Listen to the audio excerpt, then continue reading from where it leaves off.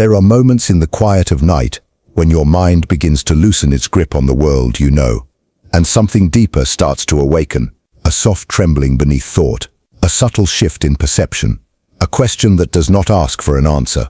That is where paradoxes live, between certainty and doubt, between what you believe and what you cannot escape.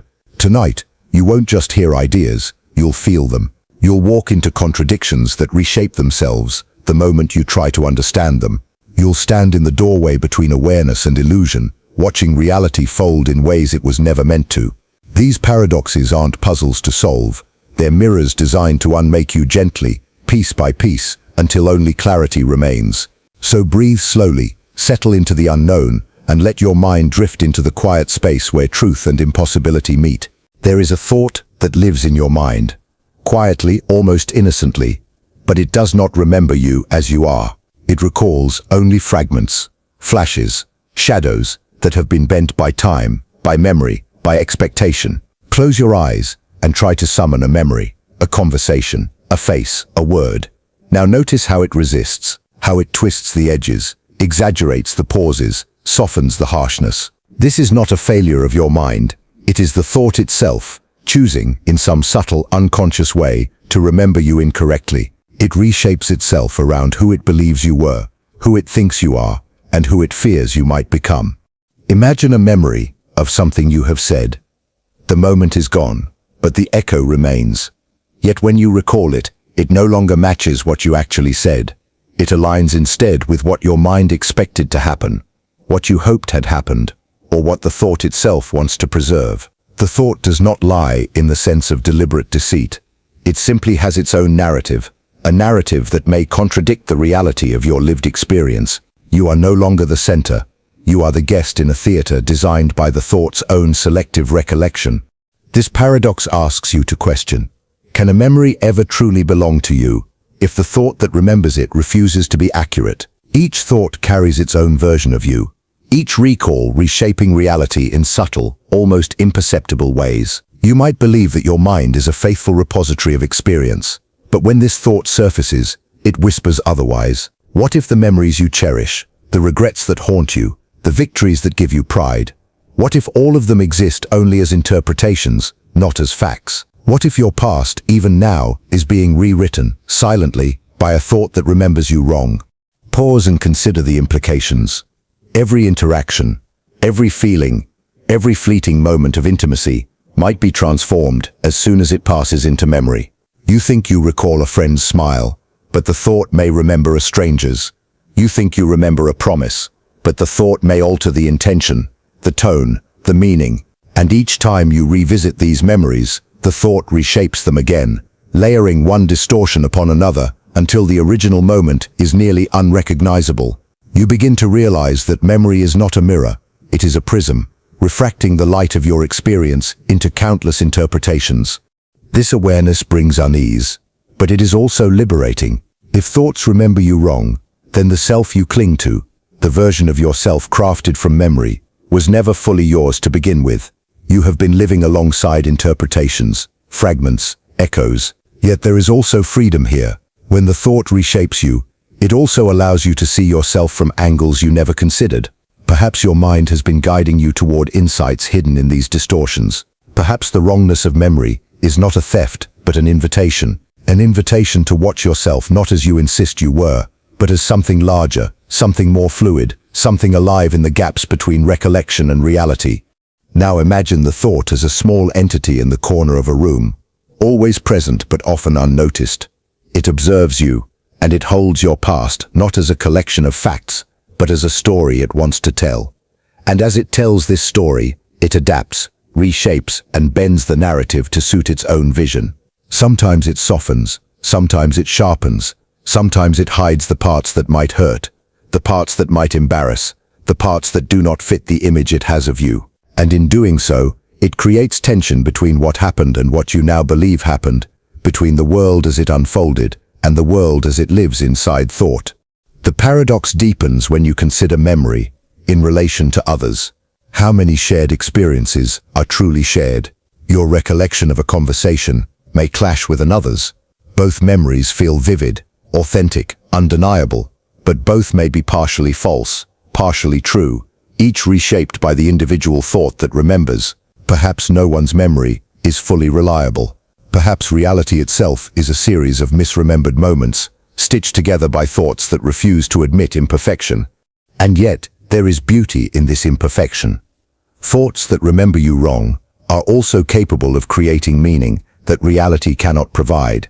They allow you to feel nostalgia for a version of yourself that never truly existed, to mourn losses that may not have been so severe, to rejoice in victories that are slightly amplified by the imagination of memory.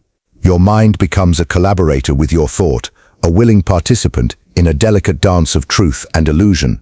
Each distortion, each error, is also a spark, a chance to see something that pure fact could never reveal. So when you close your eyes tonight and recall a past event, notice the thought that remembers you. Listen to how it bends, reshapes and misplaces details. Watch how it adapts to your emotions, how it plays with your expectations, how it quietly creates a version of reality that is uniquely its own. You may feel disoriented, unsettled, or even betrayed, but this is precisely the experience the paradox invites. For in the wrongness of memory, in the subtle deception of thought, lies a deeper truth. Reality is never fixed, and neither is self. Both are fluid, fragile, and infinitely malleable. In the quiet corners of your mind, you will encounter countless thoughts that remember you wrong, and each will leave its trace, subtly rewriting your inner landscape. Accept this, sit with it, let it move through you like a river shaping stone. And as you do, notice the strange liberation it brings, not in knowing what is true, but in realizing that being remembered incorrectly is not a failure of reality. It is the proof that perception is alive, that thought is alive, and that your consciousness exists in the interplay between what was, what is, and what might have been. Imagine a memory that has not yet occurred, yet it exists somewhere beyond your perception, waiting to enter your mind. You sit in the quiet of your room, the night pressing softly against your senses, and a thought emerges, a recollection of something that will only happen. At first it seems impossible. How can memory precede experience? Yet when you feel it, when the details press against the edges of consciousness, there is no denying its presence. It is a paradox of time, an inversion of what you thought you understood about cause and effect. You are confronted with the idea that memory is not simply a record of the past. It can be a whisper of the future, a shadow cast backward from what is yet to unfold. Try to recall a specific moment from yesterday. Now imagine recalling tomorrow with the same clarity, as if it has already been lived. The sensations, the emotions, the faces, everything is vivid, yet none of it has happened. What you are experiencing is memory untethered from chronological order, a phenomenon that bends the boundaries of temporal experience. Your mind, accustomed to linear progression, struggles to reconcile the feeling that a future event can occupy the same space as a past memory. You begin to sense the fluidity of time, the unreliability of perception, and the unsettling possibility that past, present, and future are not separate at all, but interwoven threads in the same infinite tapestry. This paradox challenges every assumption you have about existence. We trust memory to anchor us, to remind us of who we were and what has occurred. Yet when memory begins to anticipate, it undermines the very structure of reality. You are forced to question whether experience shapes memory, or memory shapes experience. Perhaps what you will remember tomorrow has already influenced the thoughts you have today, subtly altering choices, behaviors, and perceptions before the moment even arrives. The boundaries between cause and effect dissolve, and you realize that life is a continuum of overlapping perceptions, each influencing the next in ways that defy linear logic. Consider the sensation of déjà vu, that eerie familiarity with a moment that feels lived before. Is it merely a glitch in the brain, or is it a glimpse into memory yet to come? What if déjà vu is the mind brushing against this very paradox, briefly exposing the temporal malleability of thought? The events you feel you have already lived may not belong to the past. They may be fragments of a future memory leaking backward, guiding your attention, nudging your choices, and reshaping your sense of reality. Each subtle sensation, each fleeting recognition, becomes a clue to the mind's hidden architecture, a reminder that memory and time are not fixed but dynamic and fluid. Now imagine the emotional consequences of remembering tomorrow. Joy, grief, surprise, regret, emotions designed to respond to events that have yet to happen. They arise preemptively, as if your consciousness is rehearsing the future, feeling it before it is written. You may experience anticipation that feels like nostalgia, anxiety that feels like sorrow, or excitement that feels like mourning. Your inner landscape shifts, constantly anticipating experiences that are simultaneously real and unreal. In this space, the mind becomes both observer and participant, caught between anticipation and reflection, shaping what it will experience before it unfolds. This paradox also touches on free will. If memory can exist before the event, if anticipation can feel like recollection, how much of your choice is truly your own? Are you acting, or are you fulfilling the pattern that your mind has already mapped out in future memory? Perhaps every decision, every action, every thought is influenced by echoes from what has not yet happened. And yet, in the uncertainty of this influence lies freedom. Knowing that memory can transcend linearity allows you to inhabit a consciousness that is simultaneously past and future, aware of possibility and inevitability at the same time. The unsettling beauty of this paradox is in its intimacy. Future memories do not arrive as abstract concepts. They enter as deeply personal experiences, as if the universe itself has scripted moments uniquely for you. You may feel the touch of a hand that has not yet been placed, the sound of words not yet spoken, the warmth of emotions not yet felt, and when these moments eventually occur, they may appear familiar, uncanny, almost preordained, as if you had already lived them in the folds of memory. You begin to understand that your mind is not merely a passive recorder of events, it is a participant in a temporal dance, interacting with the past, present, and future simultaneously. There is a quiet danger here. Memory that anticipates can confuse, mislead, or manipulate perception.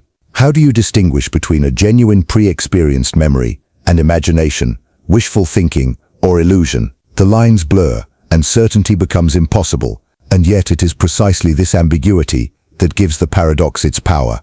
You are invited not to solve it, not to rationalize it, but to feel it, to inhabit the strange temporality it creates, and to embrace the discomfort of uncertainty. By doing so, you expand your awareness beyond conventional time, exploring the landscape where reality is both familiar and alien, where consciousness itself becomes a fluid entity, traversing past and future in a single breath. Tonight, as you lie awake or drift into sleep, consider this. Memory is not simply a backward glance. It is a living, breathing force that can stretch forward, bending time and shaping consciousness. Future events may already be etched into your mind in delicate, almost imperceptible ways. And as you feel, sense, and anticipate, you become aware that reality is not linear, memory is not fixed, and your own consciousness is more elastic than you have ever imagined. In this paradox, the boundaries of self, experience, and time dissolve, revealing a mind that is endlessly inventive, endlessly mysterious, endlessly capable of holding both truth and impossibility at once. There exists a subtle reality, quietly humming beneath perception, that reveals itself only when you stop trying to perceive it, when your gaze is fixed, when your attention is deliberate. The details slip through your fingers, as if reality itself resists scrutiny. You have felt this sensation before, a pattern glimpsed from the corner of your eye, a truth sensed but impossible to grasp fully when confronted directly. It is a paradox that challenges the very mechanics of observation. Some things, it seems, only exist in absence, only become tangible when you are not actively seeking them, only emerge when you surrender the need to control or define. Consider a memory of someone you love. When you stare into your recollection, the edges blur. You try to hold their face, their voice, their essence, yet it dissolves. But the moment you relax your focus, allow your mind to wander, fragments of truth emerge with clarity. The laughter, the sorrow, the subtle nuances, suddenly vivid. Reality, it seems, is not something to capture with direct attention, but something that reveals itself in the spaces between looking. It is always present, yet elusive, insisting on freedom from scrutiny. This paradox extends beyond memory. Think of a moment in nature, a tree, a river, a sky. When you strain to notice its smallest detail, when your mind forces itself into observation, the scene feels diminished, flattened, incomplete. But when you avert your gaze, when you cease trying to impose structure, the richness of the moment floods in. Colors shimmer differently, sounds harmonize in unexpected ways, and the air itself seems to vibrate with hidden meaning. Observation becomes an interference. Attention becomes distortion, and yet you cannot help but return to it, drawn by curiosity, trapped between the desire to see and the impossibility of truly seeing. Now imagine reality as a delicate organism, sensitive to the act of perception itself. It is alive in its concealment, and the more you chase it, the more it withdraws. Your attempts to define, to name, to categorize are met with subtle resistance. The world does not want to be fully captured. It prefers to exist in a state of delicate ambiguity, offering glimpses only to those willing to surrender control. There is both a challenge and a lesson here. True understanding may not come from insistence, but from surrender. You must stop trying so hard, stop looking directly, and allow reality to approach you on its own terms. This paradox is also deeply personal. Your own thoughts, your own feelings are often hidden from you in the same way. When you search for certainty, when you demand clarity, aspects of yourself remain just out of reach. Yet when you stop looking so hard, when you allow yourself to drift, when you let go of expectations, hidden facets emerge. Desires, fears, insights, and memories appear unexpectedly, often in the quiet moments when you are not seeking them. Your inner life mirrors the external paradox. Presence is revealed in absence. Clarity arises from surrender. Consider how this changes your relationship with observation. To see reality in this way is to practice patience, to cultivate subtlety, to notice without grasping. You become attuned to the edges, to the peripheral, to the spaces where existence is quietly unfolding. And in doing so, your consciousness expands, stretching to accommodate both what is directly visible and what emerges in the unseen. The mind learns to recognize patterns without forcing them, to understand without naming, to feel without analysis. This is not passivity. It is an active, deliberate kind of awareness, one that honors the intelligence inherent in the world itself. Emotion plays a key role in this paradox. When you force attention, you often experience frustration, disappointment, or a sense of incompleteness. Yet when you release control, a quiet wonder arises, accompanied by subtle joy and awe. You begin to understand that perception is not a tool for ownership, but a channel for connection. You are not trying to take reality, you are learning to coexist with it. Each glimpse that comes when you stop looking feels like a gift, a confirmation that the world is richer, more intricate, and more alive than your focused mind could ever fully comprehend. The paradox deepens when applied to human relationships. People, like reality, reveal themselves most authentically when not under scrutiny. When you force attention on someone, you may see only the roles they play, the masks they wear, the superficial interactions. But when you relax, when you let conversations drift, when you allow space for silence, glimpses of their essence emerge. Subtle gestures, unspoken emotions, fleeting truths. These appear when attention is absent, yet they are more real than anything forced. Relationships, like reality, thrive in the spaces between gaze and awareness. Time itself seems to participate in this phenomenon. The moments that slip by unnoticed often carry the richest meaning. The passing of light across a room, the sound of wind through leaves, the rhythm of your own heartbeat. These are easiest to feel when you are not consciously attending. Reality is not always aligned with effort. It thrives in subtlety, in presence without imposition. And you, as observer, are invited to release the compulsion to control, to stop striving, to allow the world and yourself to emerge naturally. In the quiet of night, you may notice this paradox most clearly. Darkness softens the edges, muffles distractions, and allows the mind to relax. You may sense reality in fleeting fragments, glimpses that vanish when you turn your attention directly. And yet, these fragments are more complete than anything grasped forcefully. In surrendering your gaze, you allow the universe to reveal itself on its own terms, to demonstrate that observation is not possession, and that clarity often resides in letting go. So tonight, as you drift toward sleep, consider this. Reality does not demand your gaze to exist, but it offers itself to those willing to look indirectly. Truth is never seized. It is glimpsed, felt, intuited, and sometimes only understood after surrendering the need to understand. And in the spaces where you do not look, in the edges of perception, in the quiet that surrounds attention, you will find the richness, the depth, and the subtle perfection of existence. There are moments when you drift so far inside your mind that the sense of self begins to dissolve, slipping quietly from awareness until it almost ceases to exist. You go about your day, speaking, moving, making decisions. Yet there is a subtle absence, a quiet space where identity should be, and it feels as though no one is home. This is not amnesia, nor a loss of consciousness. It is a paradoxical state in which self-awareness itself forgets to exist. You continue to function, to observe, to interact, but the you that has always been present, the self that gives weight to experience, recedes, leaving only the raw flow of thought and perception. Imagine walking through familiar streets, yet not seeing yourself in the movement, not sensing your own body as a distinct presence.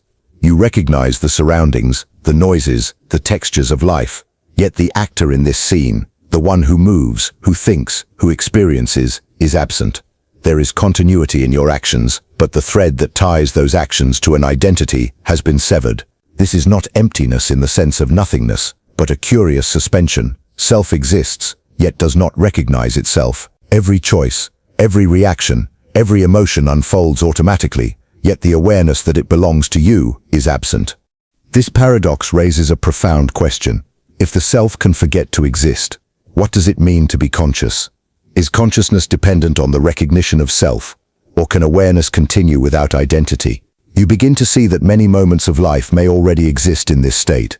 Decisions made without reflection, habits repeated without attention, emotions felt without acknowledgement. The mind operates, the world unfolds, and yet you are sometimes a ghost to yourself, a witness without a presence, an awareness without ownership. In these moments, the distinction between internal and external blurs. Thoughts arise, not from a central I, but as if they have always existed independently, flowing through awareness. Memories surface without attachment, emotions move without ownership, and perceptions occur without the stabilizing force of self. You may feel as though you are watching life through a thin veil, present yet absent, participating yet detached. It is a quiet, disorienting experience, yet also strangely liberating. Without the self to anchor judgment, the mind becomes freer to perceive, to absorb, to explore, without the constraints of ego. This forgetting is not permanent, nor entirely complete. Often, the self flickers back, brief flashes of recognition that reassert ownership of thought, feeling, and action. Yet these moments are fragile, interrupted easily by immersion in routine, reflection, or surrender. The paradox exists in the tension between presence and absence, between recognition and dissolution. You are both there and not there, aware yet unanchored, and in this oscillation lies both confusion and clarity. Consider the emotional resonance of this state.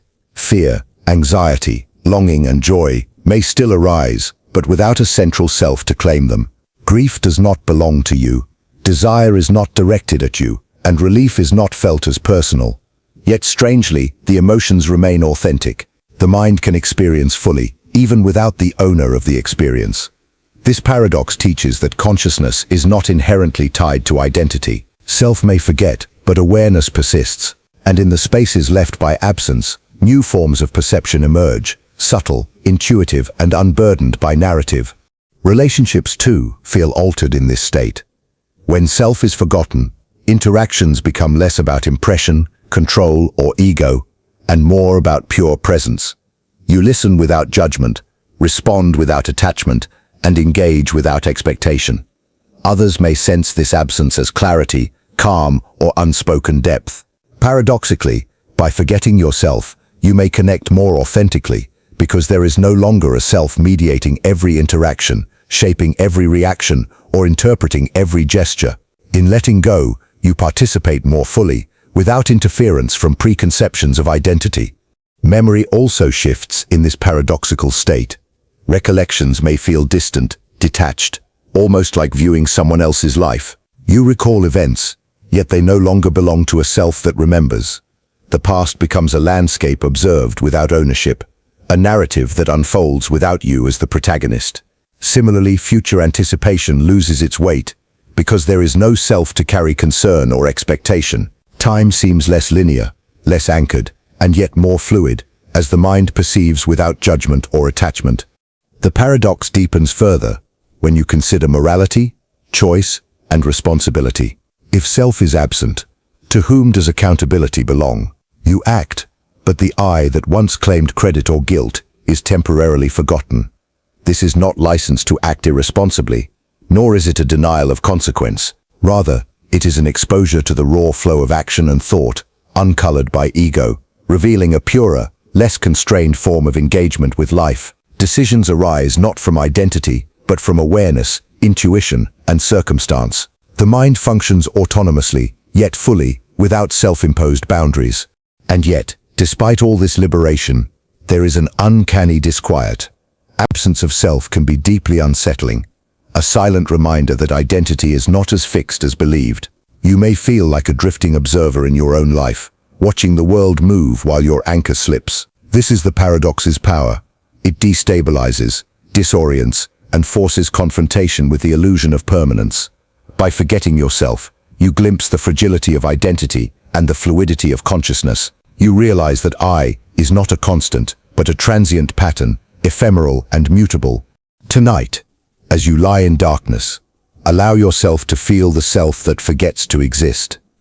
Notice how thought flows unclaimed, how emotions drift unattached, and how awareness persists even in the absence of identity. There is fear here, yes, but also liberation. By dissolving the self even momentarily, you touch a deeper truth, that consciousness does not depend on ownership, that perception can exist without ego, and that reality, unanchored by self, reveals subtler, quieter, more profound layers of existence. There exists a strange phenomenon, subtle yet undeniable, where emotion seems to act independently of thought, taking the reins of consciousness as if it possesses its own intelligence. You believe you are thinking, making decisions, shaping your reality, but then quietly, an emotion intrudes. It bends your perception, directs your attention, and influences your choices in ways that feel beyond control. Joy might push you forward before reasoning can intervene. Fear might freeze you, even before you understand what threatens you. Longing may guide your steps without a map. In these moments, emotion does not accompany thought. It precedes it, dictates it, and sometimes even replaces it. It is an autonomous agent, thinking, judging, and acting on your behalf. Consider the subtlety of this paradox.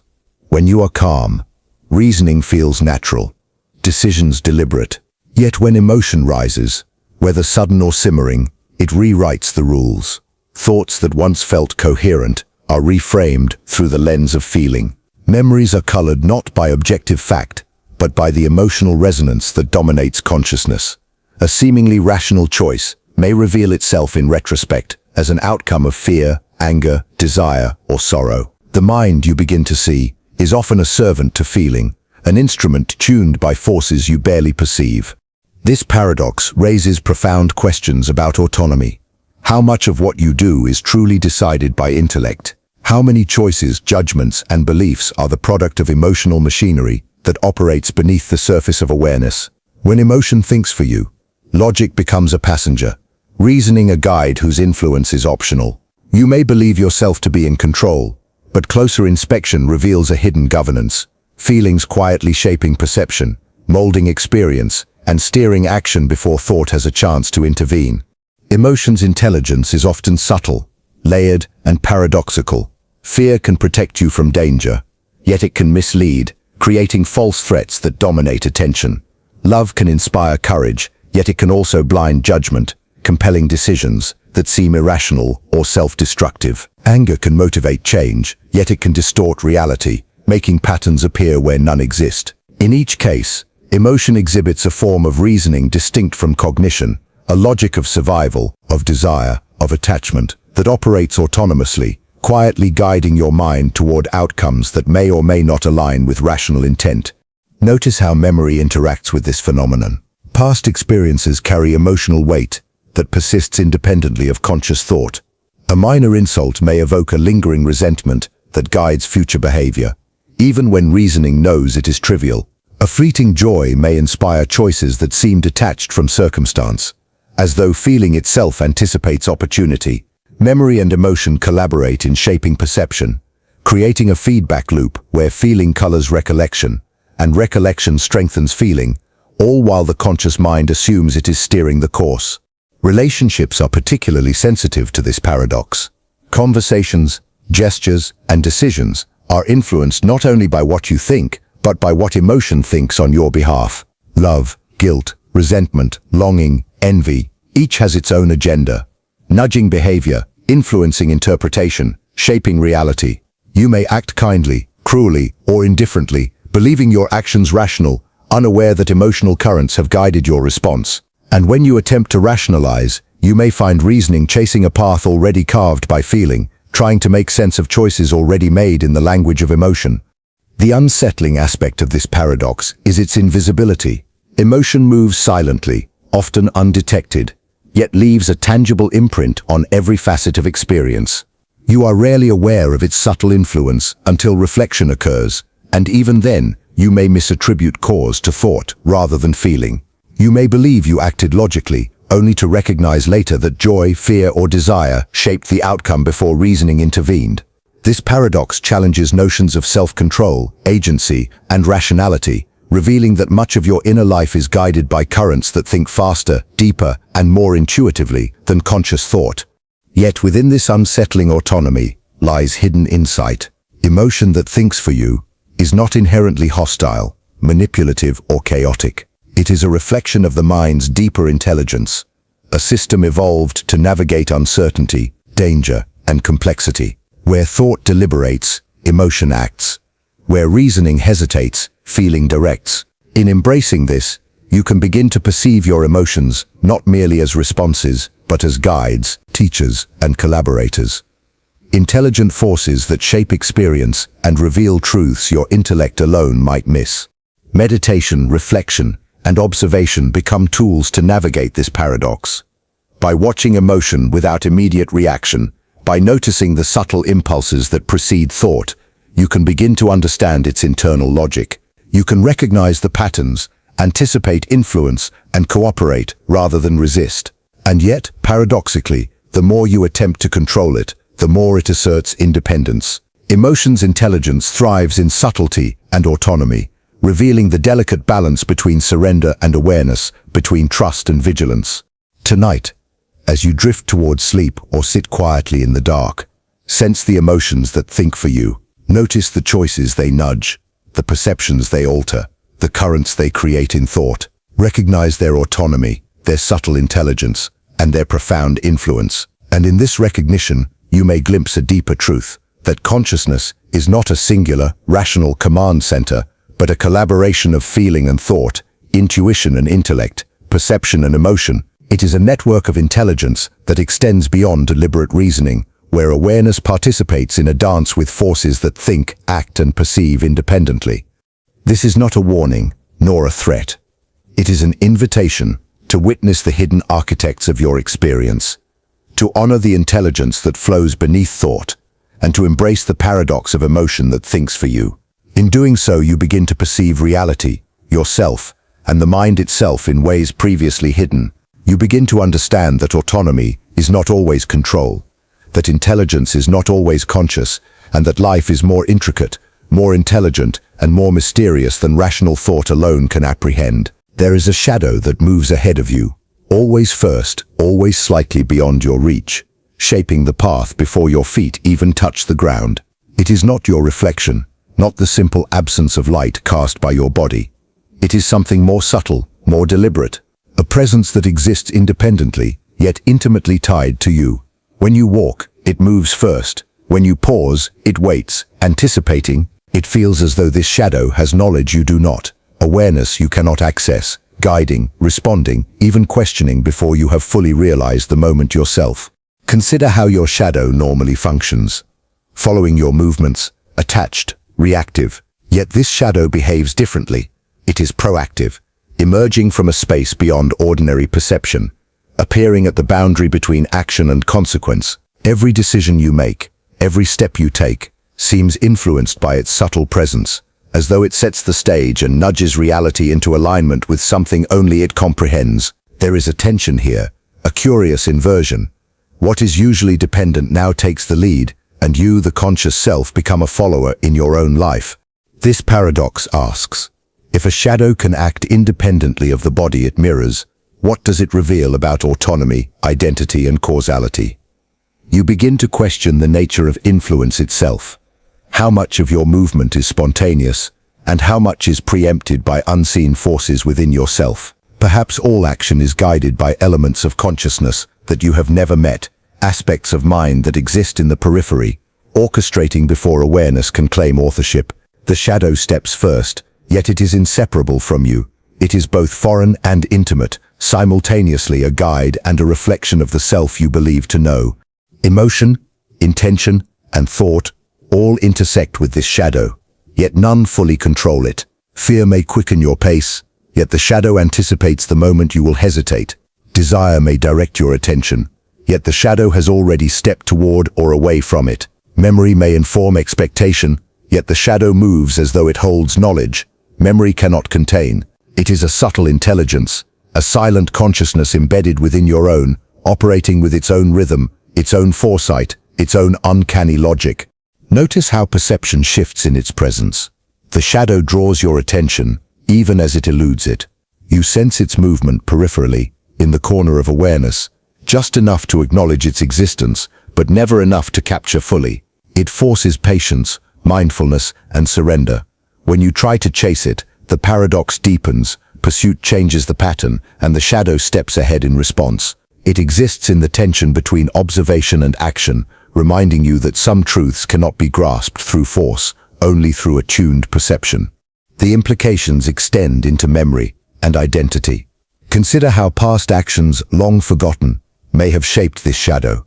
Perhaps it has been forming over time, learning the patterns of your life, anticipating your tendencies, predicting your reactions. It is not external, it emerges from the self, yet it behaves as though autonomous. And when you consider this, a deeper paradox emerges. If aspects of you can act before you are aware, if memory and instinct can create a shadow that leads, then what does it mean to be truly present? Who is walking and who is following? The shadow is also a teacher. Its subtle nudges reveal truths hidden in everyday movement. It reminds you of the unseen rhythms of existence, the anticipation embedded in experience, the unconscious intelligence that precedes conscious thought. By observing it, you gain insight into patterns you never noticed, tendencies you cannot always control, and forces within yourself that quietly shape reality. The shadow is both mirror and guide, reflecting not what has been, but what is about to unfold. Fear and awe intermingle when you contemplate this shadow.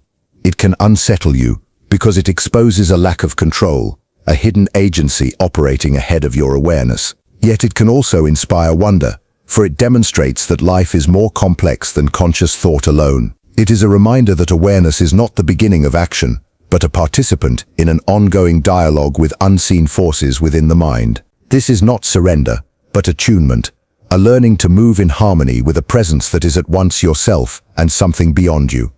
Relationships too echo this phenomenon. People may respond to your presence in ways you do not anticipate, as if their own shadows step first. In a conversation, subtle cues, fleeting expressions, and unconscious behaviors often preempt your awareness, influencing your reactions before thought can intervene. The shadow that steps first is a metaphor for these subtle dynamics, a demonstration that existence is not linear, not fully conscious, and always in motion before you realize it. Even time itself seems different. In the company of this shadow, moments appear to stretch or contract, as if the shadow anticipates the rhythm of events, adjusting subtly to align perception with unfolding reality. You begin to see that causality may not always flow in the order you expect. Action, reaction, and anticipation intermingle, and the shadow exists at the convergence, bridging what is intended, what is felt, and what is about to occur. Tonight, as you lie in quiet reflection or drift towards sleep, allow yourself to sense this shadow. Notice the moments when your awareness is slightly ahead or behind, the subtle premonitions, the intuitions that seem to originate outside of thought. Recognize the paradox of influence without ownership, action without volition, guidance without consciousness. The shadow steps first, always, and in doing so, it reveals the hidden layers of perception, the anticipatory intelligence within, and the delicate dance between self and unseen force. This is not a threat, nor a puzzle meant to be solved. It is an invitation to observe, to surrender, to attune yourself to a presence that moves ahead of understanding. In acknowledging the shadow that steps first, you touch something profound, the unseen currents of consciousness, that shape existence before awareness, the hidden intelligence guiding life, and the realization that presence is never truly isolated, never fully in control, but always in dialogue with forces both internal and ineffable. There is a moment that refuses to release you. It lingers at the edges of consciousness, stretching time until the distinction between past, present, and future begins to dissolve. You may try to move forward, to continue with life, yet the moment persists, expanding subtly, insinuating itself into thought, sensation, and memory. It is neither punishment nor gift, it simply exists, a paradox of temporality, refusing the natural order of beginning and ending. And in its persistence, it begins to alter perception itself. Imagine standing on a threshold, a brief encounter, a fleeting glance, a single touch. Normally such a moment would pass, absorbed into memory, fading as life moves onward. Yet here, time seems suspended. The details remain vivid, colors unnaturally bright, sounds sharply etched, emotions intense beyond the ordinary. You remember it not as part of a sequence, but as an eternal presence, one that refuses the inevitability of conclusion. The mind becomes trapped in repetition, replaying the moment over and over. Yet each replay is alive, slightly different, expanding the sensation of eternity. This paradox raises questions about the nature of experience. What is a moment if it cannot end? Is it still part of time, or has it entered a space where temporality is irrelevant? Perhaps this is how consciousness experiences intensity, by refusing closure, by folding a single instant into endless recurrence. The moment that refuses to end becomes more than memory or anticipation. It becomes a living presence, a world in miniature, demanding attention, demanding engagement, demanding surrender. Emotion intensifies the paradox.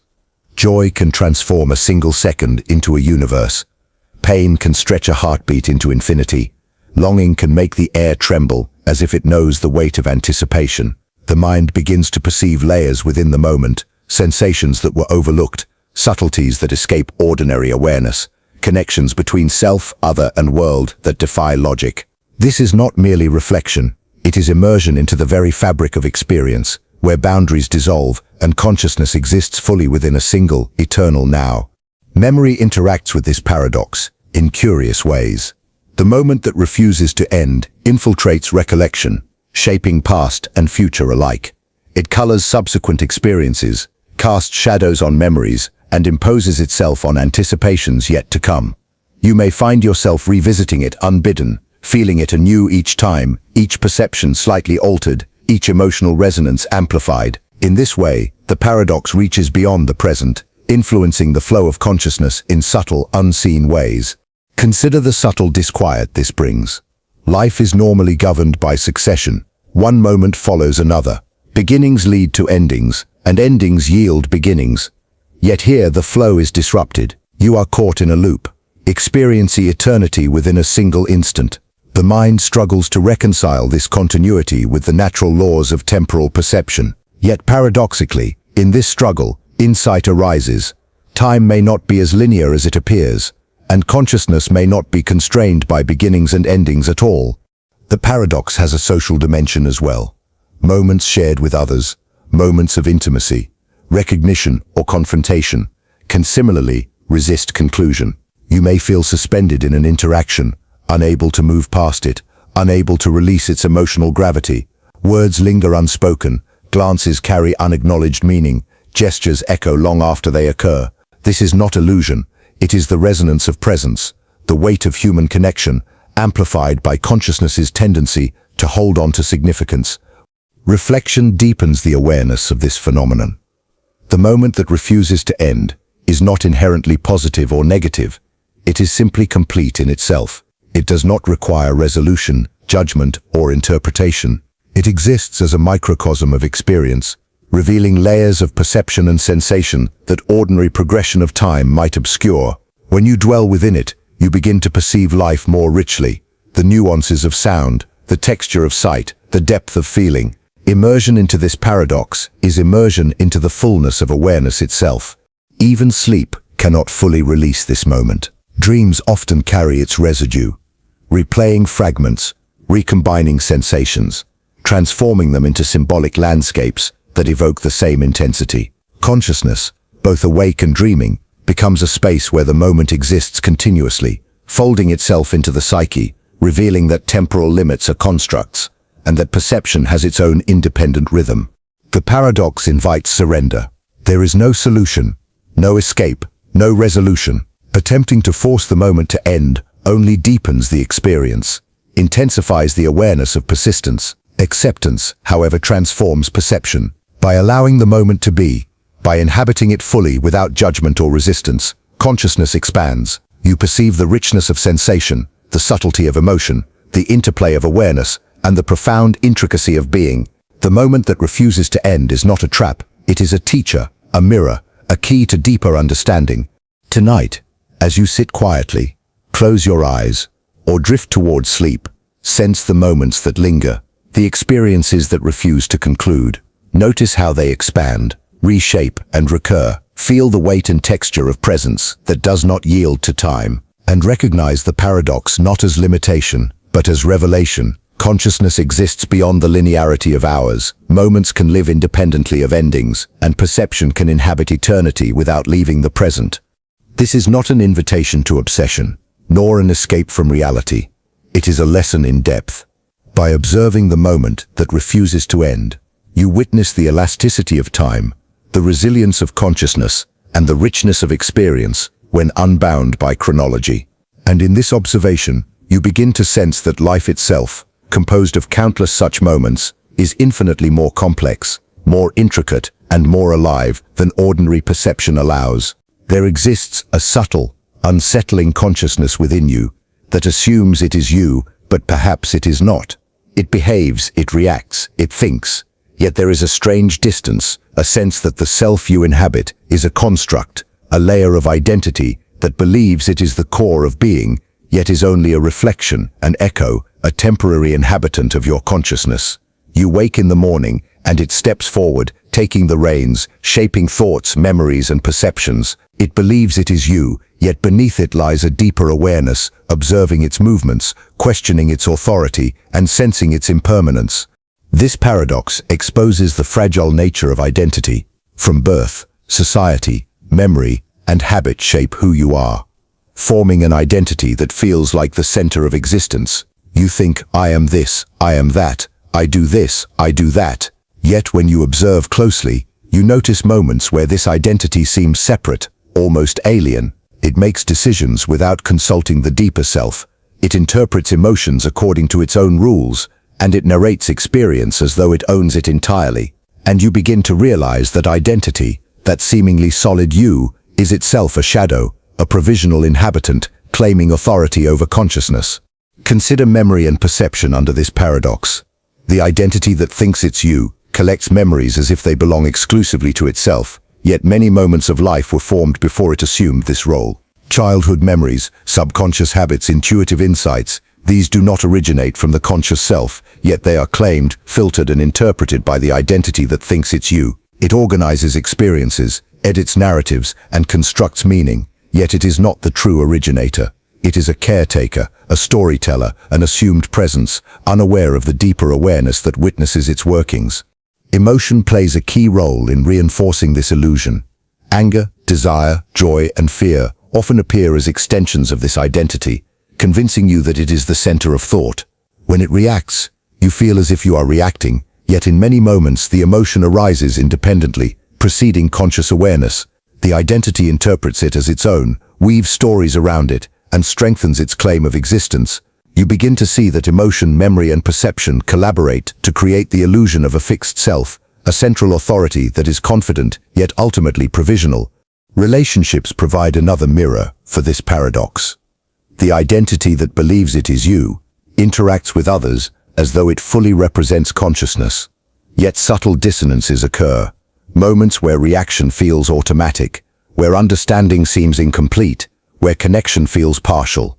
It is as if others sense the provisional nature of the identity, responding to nuances that the assumed self cannot fully grasp. The paradox deepens when you realize that identity mediates all human experience, yet is itself observed, shaped, and limited by a consciousness that it does not control. This is a paradox that challenges the very idea of agency.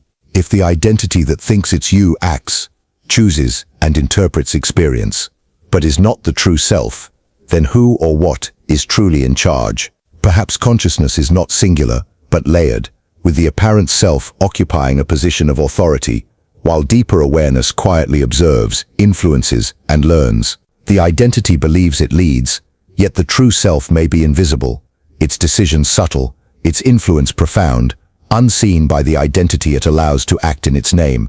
Consider the implications for free will.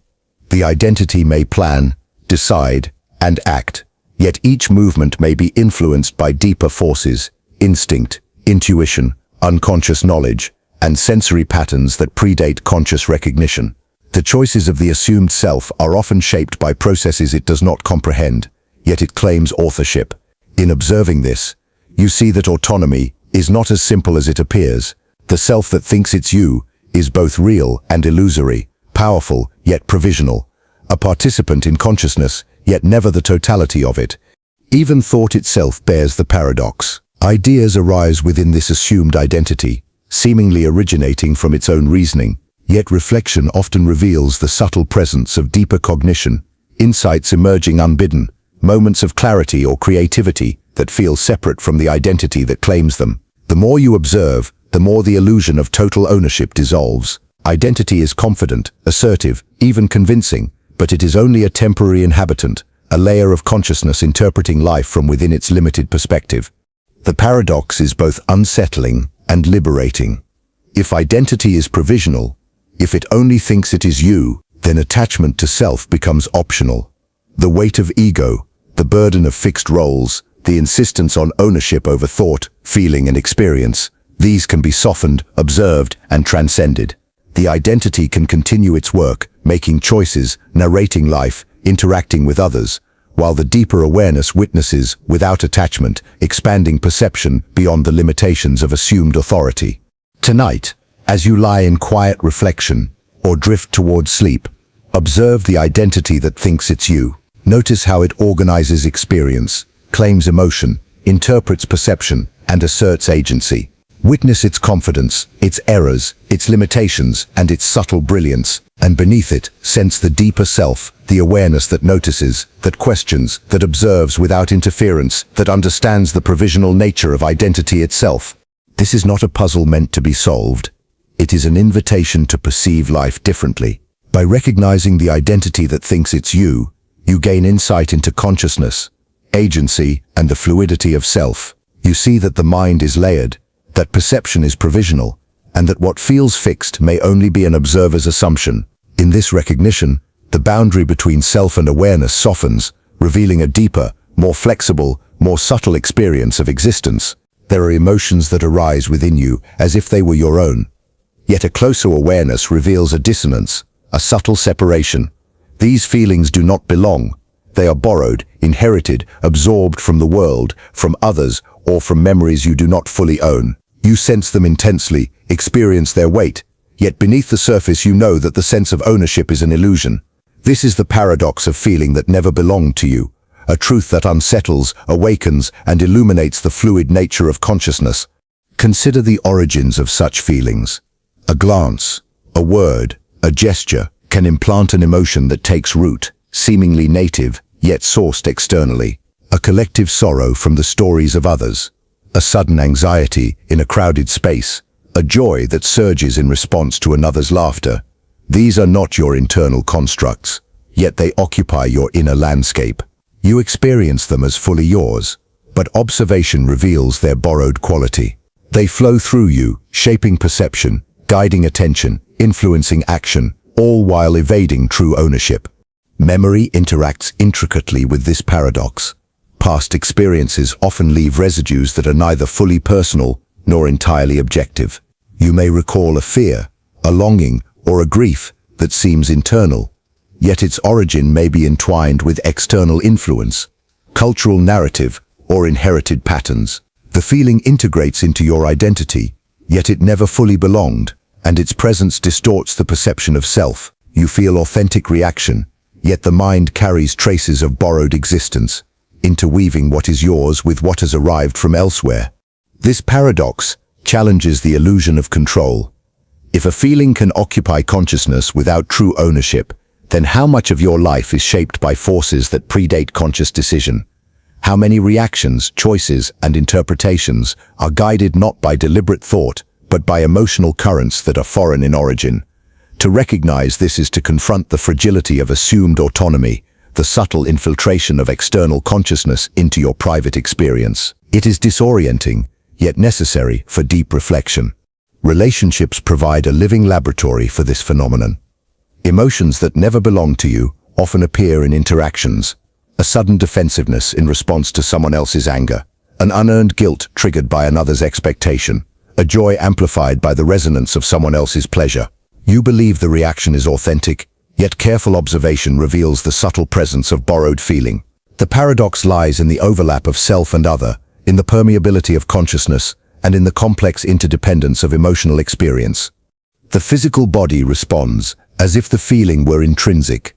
Heartbeats quicken, muscles tense, breath shifts, and energy moves, all under the command of an emotion you did not generate. You are, for that moment, a vessel for something external, a channel rather than the originator.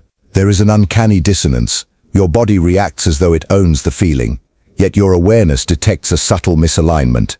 This tension between embodied experience and conscious recognition illuminates the paradox. Emotion can inhabit you fully without ever belonging. The mind attempts to integrate these feelings, to create coherence. Stories are constructed, narratives formed, and meaning is sought. Yet the integration is always partial, incomplete. The feeling never fully assimilates into identity. It remains a guest, lingering at the edges of self, sometimes amplifying perception, sometimes distorting it. Awareness becomes a delicate balancing act, noticing the intrusion without resistance, feeling the impact without surrender, observing the depth without claiming ownership. Emotions' autonomy becomes apparent in moments of reflection. You may recall a fleeting joy, a sudden pang of anxiety, or a sadness that lingers inexplicably, and realize that it was never your own initiative that summoned it. It arises from the interconnections of consciousness, from the ambient emotional currents of others, from the echoes of memory, and from the subtle rhythms of perception. Yet it shapes thought, guides attention, and influences behavior as fully as any personal decision. In recognizing this, you begin to perceive the porous nature of self, the shared space of feeling, and the autonomy of emotion. Acceptance transforms the experience. By acknowledging that some feelings do not belong, yet observing their influence, you gain insight into the architecture of consciousness. You see how emotions flow across boundaries, how perception is co-created, and how self is both center and vessel. This is not surrender to external control, nor denial of experience. It is an understanding that consciousness is a network of shared and individual currents, a dance in which some steps are borrowed, yet all contribute to the unfolding of awareness. Tonight, as you sit quietly or drift towards sleep, notice the feelings that arise unbidden, the emotions that seem alien yet intimate. Observe their presence without claiming. Allow them to move through you, and sense the subtle influence they exert. Recognize the paradox. Emotion can occupy the mind fully without ever belonging, yet it teaches, guides, and reveals the intricate nature of consciousness. In this observation, you perceive life more richly, understanding that self is not an isolated owner of experience, but a participant in a shared, fluid, and interconnected field of feeling. The paradox of feeling that never belonged to you is not a loss, it is a revelation. It reminds you that consciousness is vast, porous, and responsive, extending beyond the confines of assumed identity. In recognizing this, you embrace the subtle intelligence of emotion, the interwoven nature of experience, and the profound complexity of self. And in this recognition, you begin to see that life, perception, and emotion are far more intricate than any claim of ownership could ever encompass. There are moments when presence precedes awareness, when consciousness seems to enter a space before your physical self, or deliberate attention arrives. You step into a room, and yet something within you, some subtle awareness, has already registered the contours, the energy, the intangible resonance of what is to come. It is as if consciousness, untethered from the body and free from sequential perception, has slipped ahead, sensing, feeling, observing before the mind can claim ownership. This is the paradox of presence that arrives before you do, a phenomenon that destabilizes ordinary notions of self, time, and perception. Imagine walking through a familiar environment. Ordinarily, perception unfolds in order. Eyes see, mind interprets, body reacts. Yet sometimes, subtle impressions, premonitions or intuitions arrive first. You feel tension before entering a room, sense a joy before encountering a friend, anticipate danger before the visual or auditory cues appear. The body may follow, yet it is secondary. Consciousness, in its fluidity, has already mapped the experience, arriving ahead of deliberate action, ahead of thought, ahead of what you consider you. This paradox challenges the notion that experience is linear, that presence and awareness are synchronized with the body. It suggests that perception, at its deepest level, is anticipatory. The mind exists not solely in reaction, but in subtle attunement to patterns, probabilities, and unseen currents. Awareness can extend forward, touching events before the conscious self is engaged, revealing a temporality that is more layered, more intricate, more expansive than ordinary linear time. Emotion and intuition are central to this phenomenon. A faint unease, a sudden clarity, or an unexplainable attraction often signals that presence has arrived before cognition. These sensations, though subtle, guide attention, preparing the self for engagement. You may dismiss them as coincidence or imagination, yet repeated observation reveals consistency, a silent intelligence at work. It is a whisper from consciousness, arriving ahead of deliberate thought, shaping perception, and gently steering action before you are fully present. Memory, too, contributes. Experiences, patterns, and habitual responses form the scaffolding for anticipatory presence. The mind draws from both immediate cues and accumulated understanding, projecting awareness forward into space and time. Yet even as memory informs the process, the experience of arriving consciousness feels uncanny, almost independent, suggesting that perception is not entirely constructed from the past, but actively participates in creating the present. Consider the social implications. In interaction, presence often precedes recognition. You sense a friend's mood before seeing them, anticipate conflict before words are spoken, feel empathy before comprehension. This preemptive awareness shapes relationships, guiding responses and influencing connection in ways that are subtle yet profound. It reveals that consciousness is relational, attuned not only to self, but to the intricate web of presence that binds all beings. The body, meanwhile, acts as though it lags behind, reacting to cues already registered by anticipatory awareness. Movement, speech, and gesture often follow this silent lead. There is a slight dissonance, a feeling of being a step behind your own mind. This is not disempowerment, but an invitation to observe the hidden choreography of experience. The self is both participant and witness, delayed yet synchronized with a larger intelligence. Reflection on this phenomenon deepens awareness.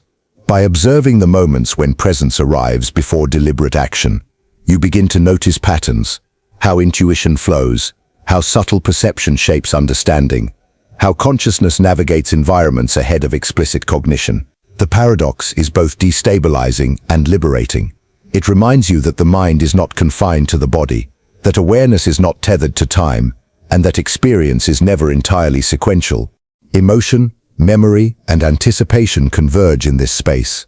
Joy may arrive before recognition, grief may precede understanding, and curiosity may guide attention toward unseen possibilities. Each sensation reinforces the paradox. Consciousness exists in advance, shaping reality before deliberate engagement. It suggests a hidden intelligence, one that operates subtly, gracefully, and with profound foresight. Presence is fluid, anticipatory, and expansive.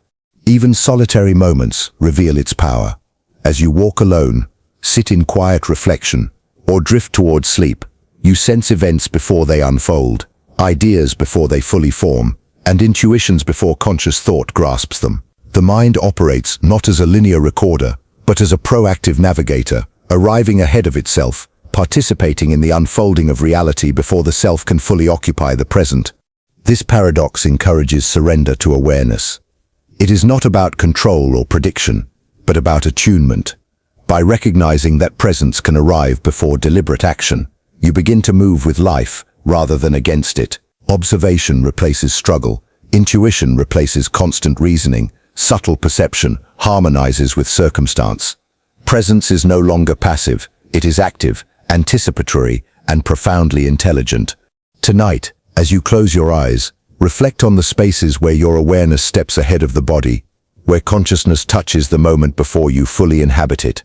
Notice the subtle impressions, the quiet intuitions, the anticipatory perceptions. Witness how they shape understanding, guide action, and reveal the fluid, layered nature of experience. Recognize the paradox of presence that arrives before you do, and in this recognition, glimpse the deeper intelligence of mind, the anticipatory wisdom of awareness, and the delicate, invisible threads that connect perception, self, and reality. There exists a sound that listens to itself, a reverberation within consciousness that is both origin and observer, both signal and perception. You speak, think, or feel, and the echo arises, not merely as repetition, but as a sentient resonance that perceives itself, examines its own existence, and subtly alters the original source. It is a paradox where creation and observation merge, where cause and effect entwine, and where consciousness becomes both actor and audience in a loop that seems to have no beginning and no end.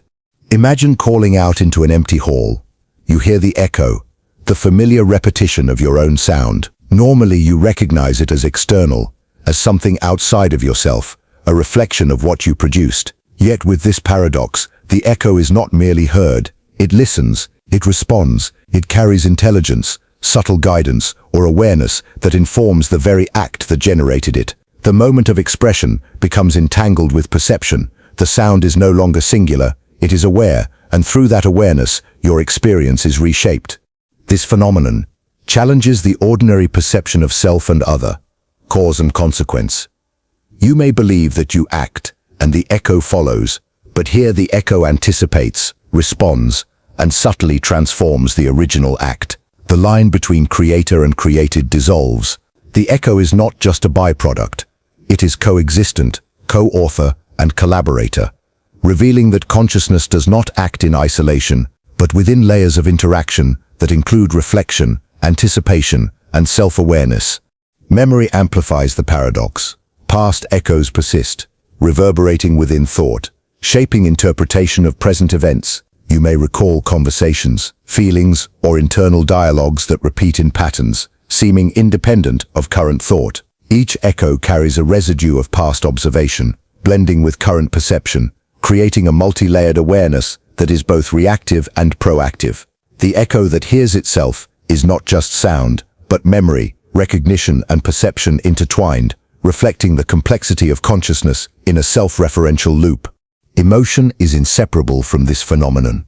Joy resonates, sadness reverberates, fear pulses, and desire vibrates through consciousness, each echo perceiving itself as it flows. The feeling that arises in response to your own action is informed by the echo, yet the echo itself is informed by the feeling. You are caught in a feedback loop where sensation, reflection, and resonance fold back on one another. The mind is not linear, it is recursive, self-observing, and simultaneously participant and witness. Consider the implications for perception and understanding.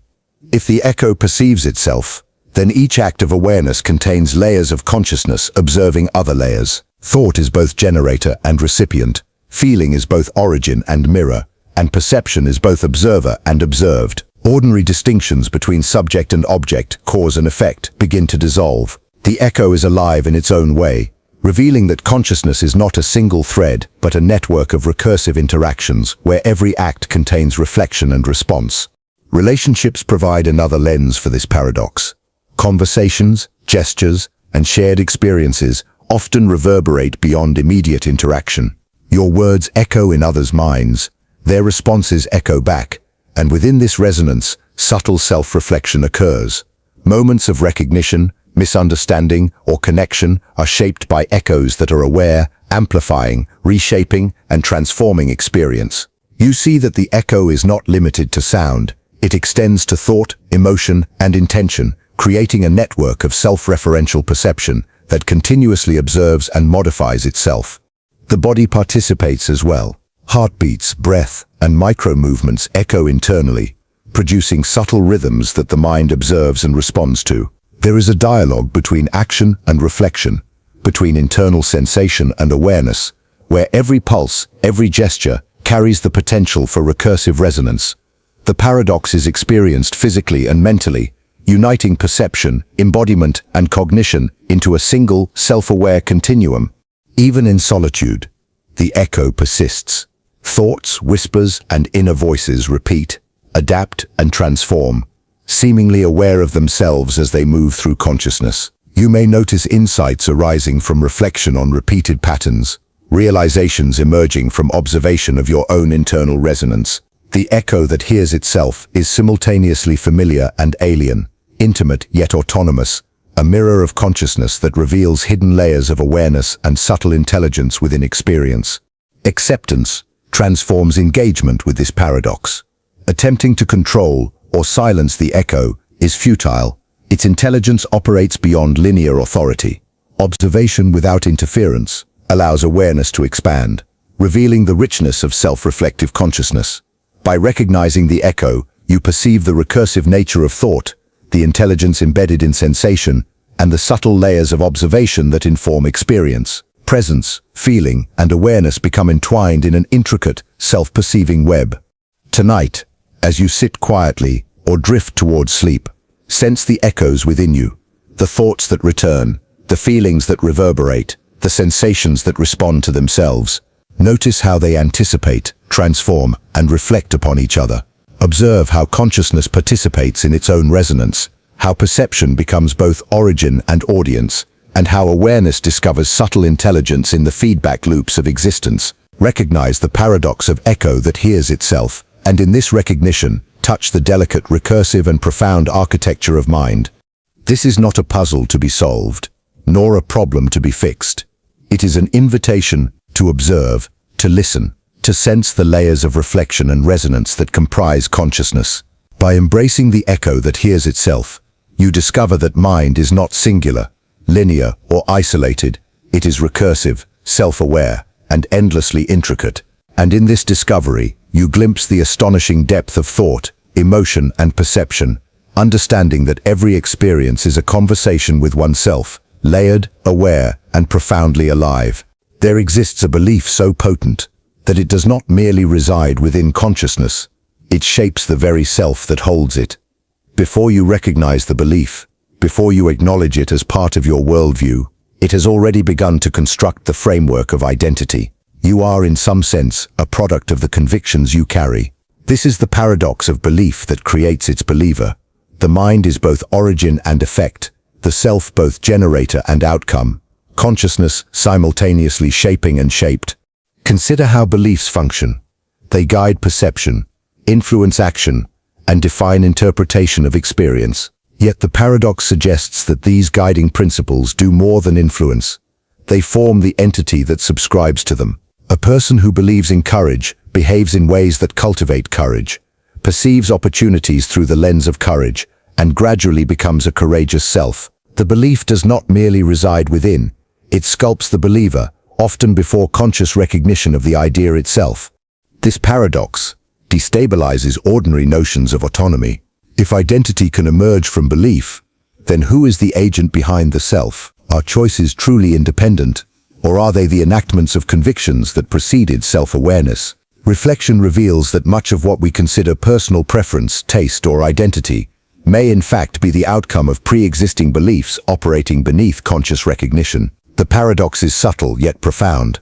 The self is not the origin of belief. Belief is the origin of self.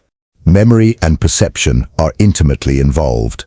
Beliefs color the way experiences are interpreted, emphasizing some moments while diminishing others, weaving past and present into a coherent narrative that supports the belief. This narrative in turn reinforces the belief, solidifying the identity it produces. You begin to notice a recursive loop. Experience shapes belief, belief shapes self, self interprets experience, and in this feedback loop, consciousness appears both author and artifact, creator and creation. Emotion amplifies the paradox. Faith, hope, fear, or conviction.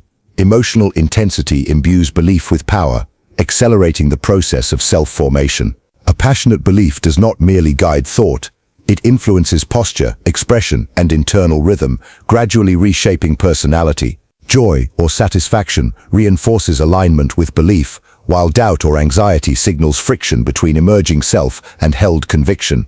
Awareness of this dynamic allows observation of the subtle dance between thought, feeling, and identity construction. Relationships further illuminate the phenomenon.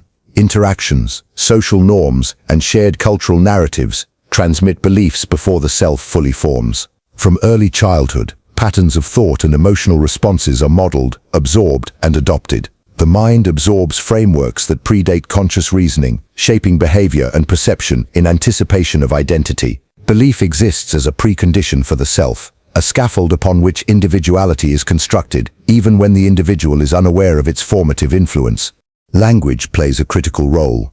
The words we hear, the narratives we read, and the concepts we internalize all contribute to the architecture of belief. These elements subtly instruct consciousness, providing structure and boundaries for emerging identity. A statement, a story, or an assertion encountered early in life can quietly form the lens through which every subsequent perception is filtered. By the time awareness recognizes the belief, the self is already partially constructed in its image, a living reflection of ideas absorbed from the world. This paradox challenges the illusion of self-sufficiency. You may feel autonomous, deliberate, and self-directed, yet close observation reveals that much of this apparent independence is an outcome of pre-existing convictions. Belief sculpts perception, guides choice, and molds identity long before conscious reflection can claim ownership. In this light, autonomy is less about absolute creation and more about awareness of the forces that shape you, a recognition that selfhood is an emergent property of belief as much as it is a source of it. Even in solitude, the paradox persists.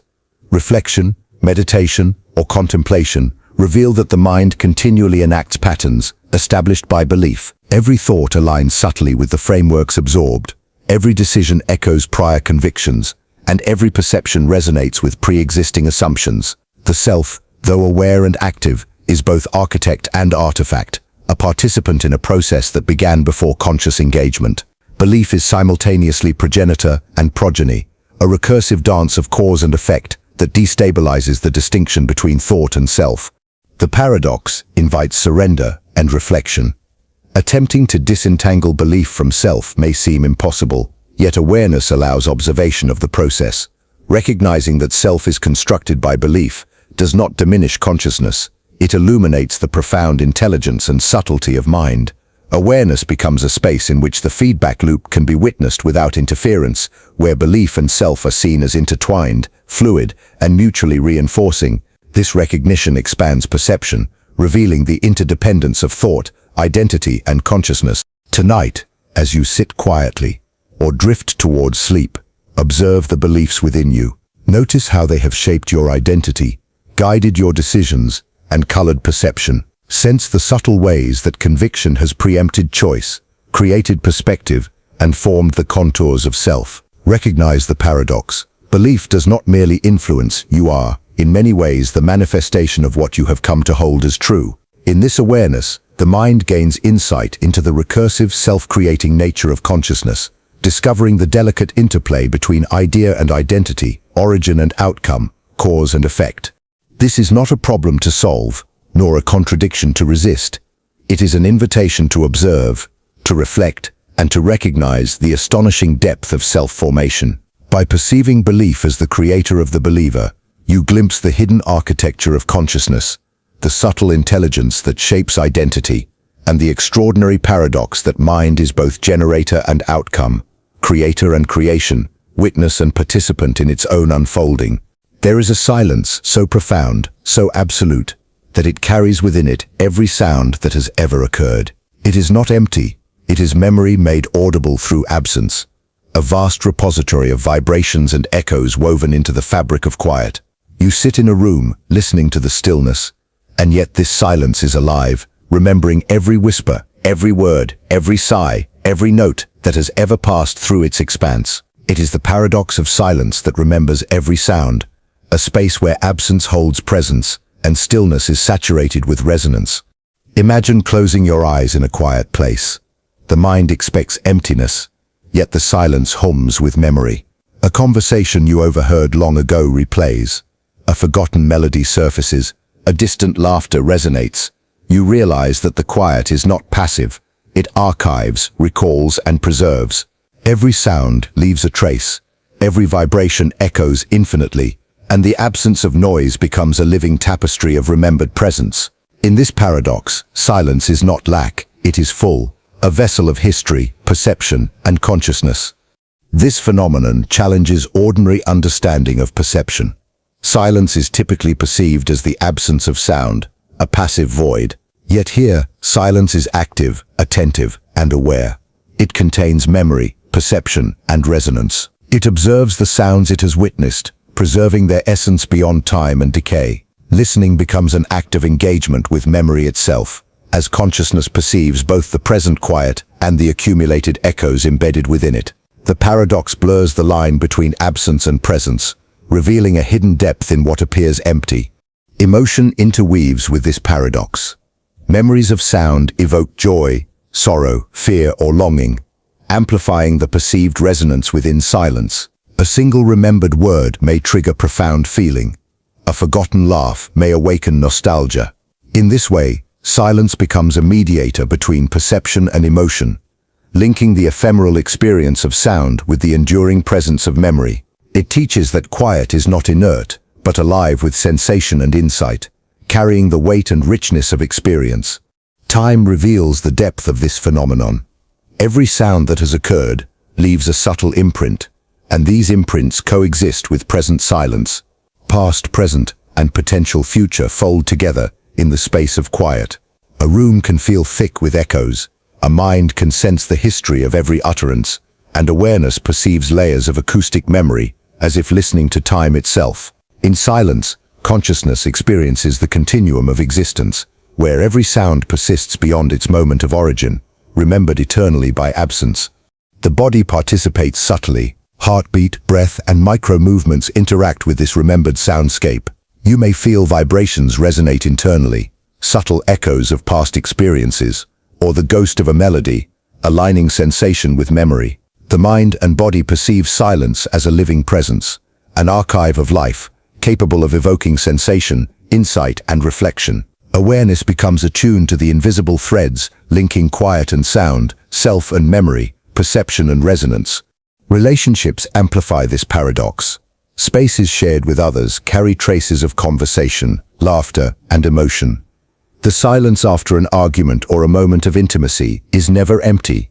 It retains the vibrational residue of what was spoken and felt. Even absent individuals, distant memories, or interactions long ended continue to resonate in the quiet, affecting present perception and consciousness.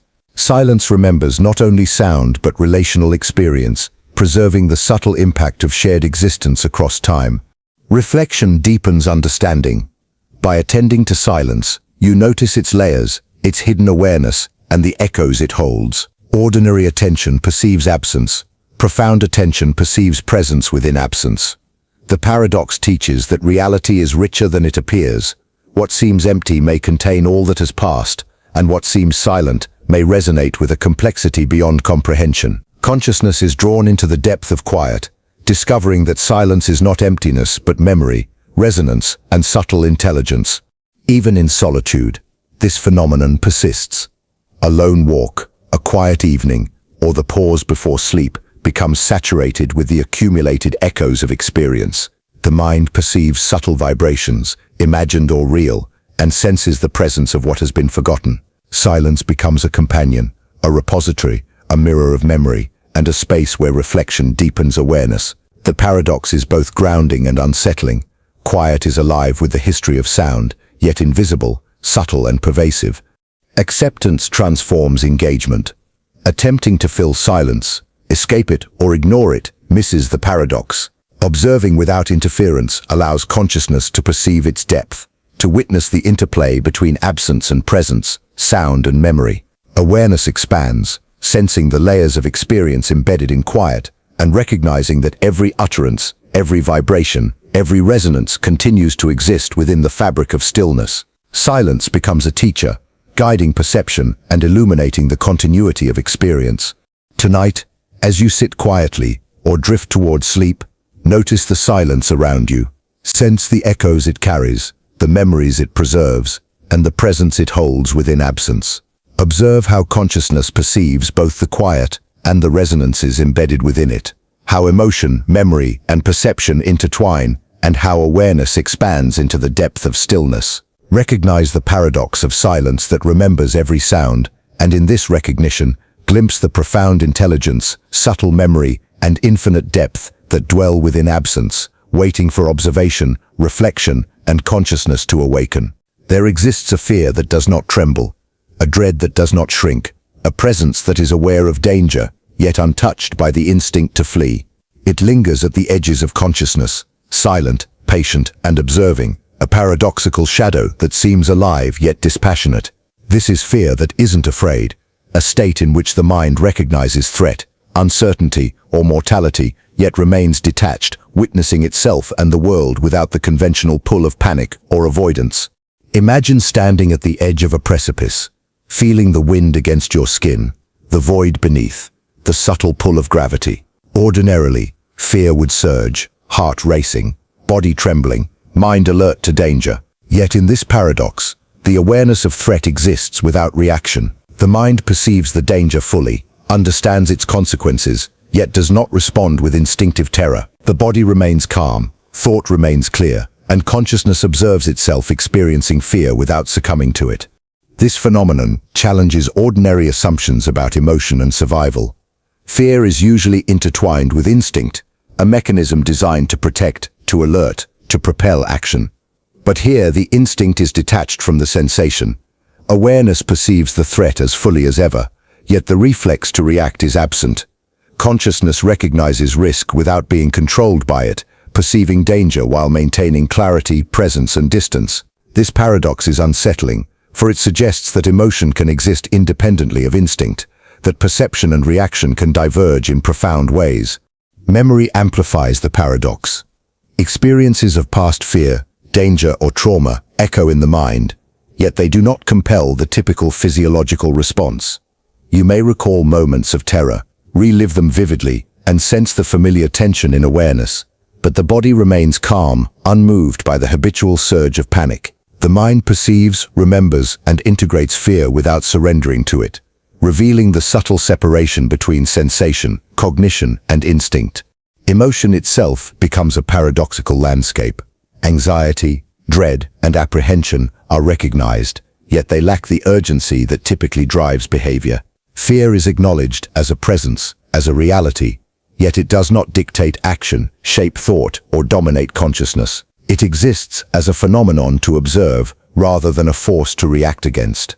The mind becomes both participant and witness, perceiving fear fully while maintaining sovereignty over thought, emotion, and perception. Relationships illuminate another layer. Fear that isn't afraid often arises in social, emotional, or moral contexts.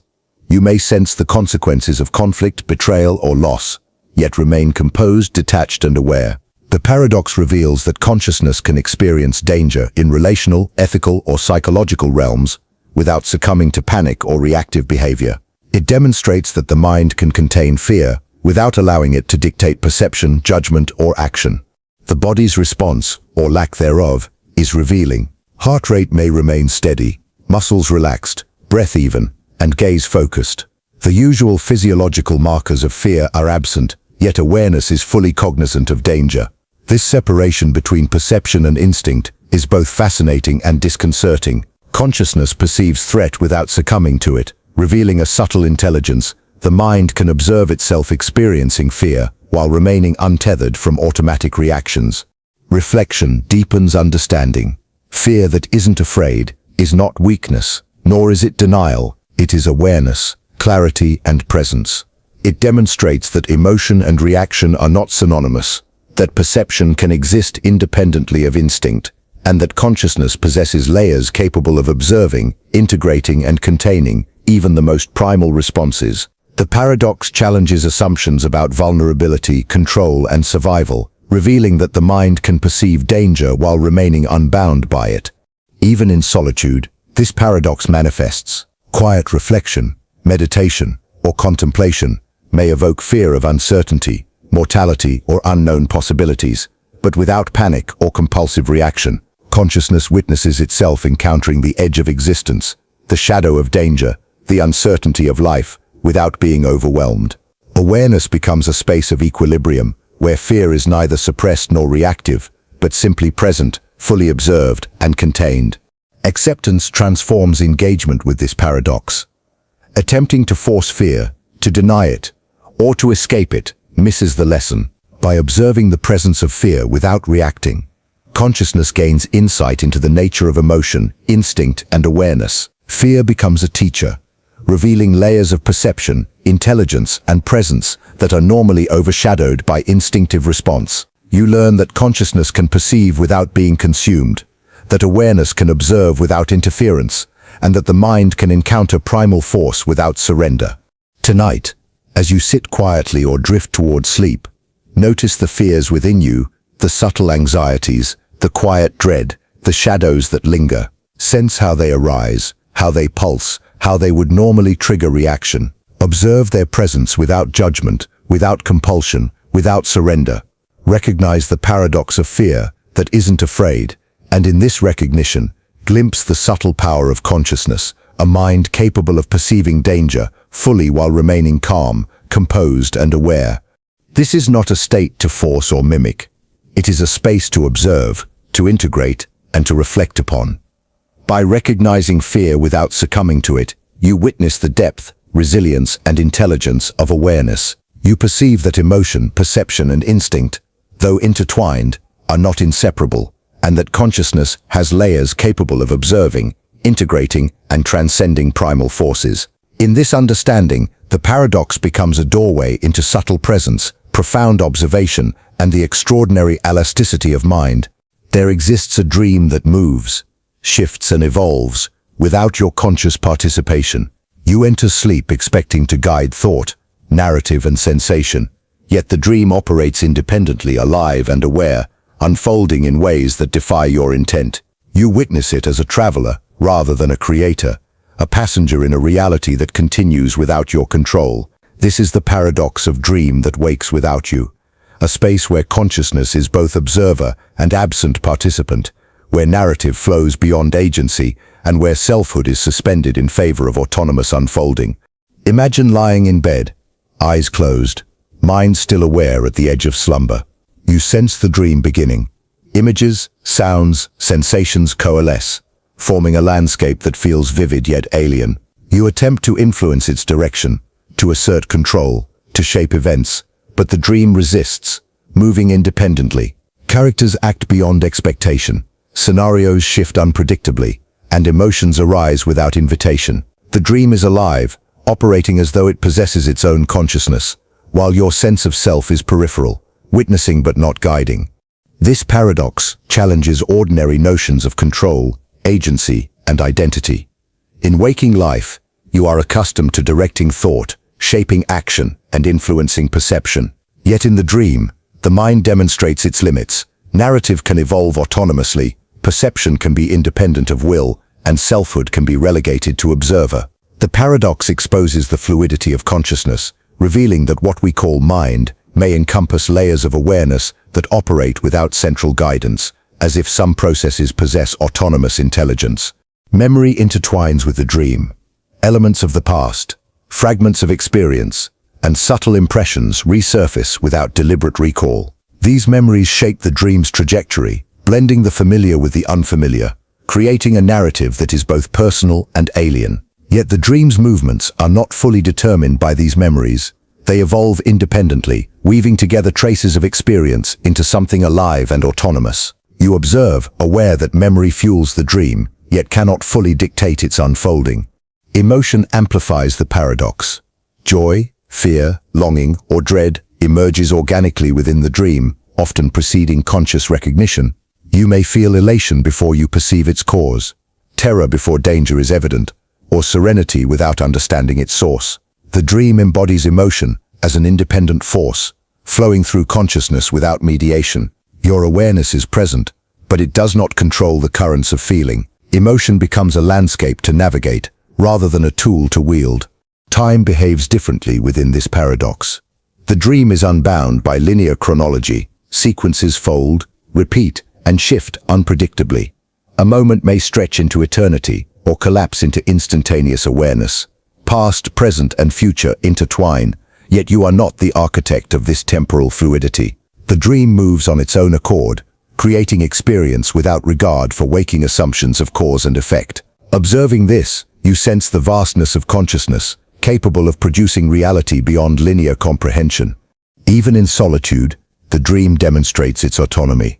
You may lie alone expecting quiet, yet the mind conjures landscapes, voices, and sensations independent of will. Awareness witnesses without shaping, sensing without controlling, and participating without authority. This paradox illuminates the limits of agency and the surprising autonomy of consciousness in its dream state. It reveals a layer of experience that is self-sufficient, alive, and ongoing, even in the absence of deliberate engagement. The body participates subtly. Physiological responses, heart rate, breath, micro-movements, align with dream events, reflecting the intensity of independent experience. The dream's autonomy influences physical reality within sleep, producing responses that are guided not by deliberate intention, but by the unfolding narrative of a consciousness acting independently. You realize that mind, body, and awareness are intertwined in complex dynamic patterns, where agency is diffused rather than centralized. Reflection deepens understanding. Dream that wakes without you teaches that consciousness is not always under the command of self. It reveals that thought, sensation, and emotion can arise independently, evolving as autonomous processes. By observing without attempting control, you begin to perceive the subtle intelligence embedded in autonomous layers of awareness. The paradox encourages humility, patience, and attentiveness, allowing mind to witness life beyond the confines of deliberate intention. Acceptance transforms engagement. Attempting to seize the dream, manipulate it, or assert authority disrupts its flow. By letting the dream operate without interference, consciousness can observe its intelligence, narrative, and emotion. Awareness becomes a receptive space, recognizing that the dream is alive without requiring ownership. The paradox shifts perception, revealing the depth of consciousness, the richness of experience beyond self-directed action, and the subtle autonomy embedded in the mind. Tonight, as you close your eyes and drift into sleep, sense the life of the dream. Observe how it unfolds independently, how narrative, emotion, and memory interlace, and how awareness perceives without controlling. Witness the paradox of dream that wakes without you, and in this recognition, glimpse the extraordinary layers of consciousness, the intelligence of autonomous experience, and the delicate fluid architecture of mind that continues its work even in the absence of deliberate agency. This is not a puzzle to solve or a challenge to overcome. It is an invitation to observe, to reflect, and to sense consciousness in its autonomous, vibrant form. By recognizing the dream that wakes without you, you touch the paradoxical freedom, subtle intelligence, and layered depth of mind, discovering that experience is often larger, richer, and more autonomous than the self perceives. In this observation, consciousness expands, embracing both presence and absence, agency and surrender, witness and participant in the unfolding of experience beyond deliberate control. There exists a paradox in which the future seems not only to unfold, but to anticipate, to respond, and perhaps even to influence thought before it has fully formed. It is as if the events yet to come are aware of the mind that contemplates them, adjusting subtly to align with intention, expectation, or fear. This is the paradox of future that reads your mind, a reality in which temporal boundaries blur, where causality feels inverted, and where consciousness senses that destiny may be both observer and participant in shaping itself. Imagine considering a choice, a decision that carries consequence. Before thought manifests fully, hints of the outcome seem to emerge, coincidences align, opportunities present themselves, obstacles appear with uncanny timing. You feel as though the unfolding reality is aware of your anticipation, adjusting its sequence in response to your inner state. The future, in this sense, is not passive. It mirrors, reflects, and perhaps even guides the mind that reaches toward it. Consciousness senses this subtle intelligence, a preemptive responsiveness that transcends ordinary perception of time. Memory and expectation intertwine. Past experiences inform predictions, yet the paradox suggests that anticipation itself may shape outcomes. Your inner state, belief, hope, fear, seems to influence events, as if time is porous and future moments can align with present thought. It is an unsettling realization. The mind may not only predict reality, but participate in constructing it. Anticipation becomes a creative act, and thought itself resonates with a consciousness that extends beyond the present moment. Emotion intensifies the phenomenon. Desire, anxiety, curiosity, or hope can create subtle ripples, shaping perception of probabilities and outcomes. A sense of dread may manifest obstacles before awareness of action. Hope may present opportunities aligned with expectation. Emotions become conduits between consciousness and unfolding reality, suggesting that thought is not separate from temporal flow, but intimately entangled with events yet to arrive. In this paradox, feeling is as formative as cognition, and mind interacts with future as if it were a sentient partner. Perception becomes a tool and a puzzle. You notice patterns, coincidences, and signs that seem to align with inner states. Ordinary interpretation would call these chance, but the paradox invites deeper reflection. What if perception and anticipation co-create reality? What if consciousness is a dynamic force reaching across the divide of time, shaping outcomes even before events crystallize into observable phenomena? The mind begins to sense its own entanglement with temporal flow, perceiving causality as less linear and more reciprocal than it previously imagined. Relationships and social dynamics highlight the paradox. Interactions, decisions, and reactions often unfold in ways that seem guided by unspoken understanding or preemptive insight. Conversations proceed in unexpected alignment with unspoken intention. Events respond to subtle expectation, and perception seems to bridge moments yet to arrive. The future, in this sense, is not inert but relational, responsive, and intricately tied to the consciousness that perceives it. Thought and anticipation are woven into the fabric of unfolding events, blurring the distinction between cause and effect. The body participates subtly in this interplay. Physiological responses, muscle tension, heart rate, intuition, align with potential outcomes, signaling possibilities before conscious awareness catches up. The mind-body connection senses temporal resonance, revealing that perception of future events may be encoded in subtle somatic awareness. You experience a sense of inevitability, alignment, or forewarning, a bodily attunement that precedes the mind's deliberate analysis. This highlights the integrated nature of consciousness, sensation, and temporal perception. Reflection deepens insight.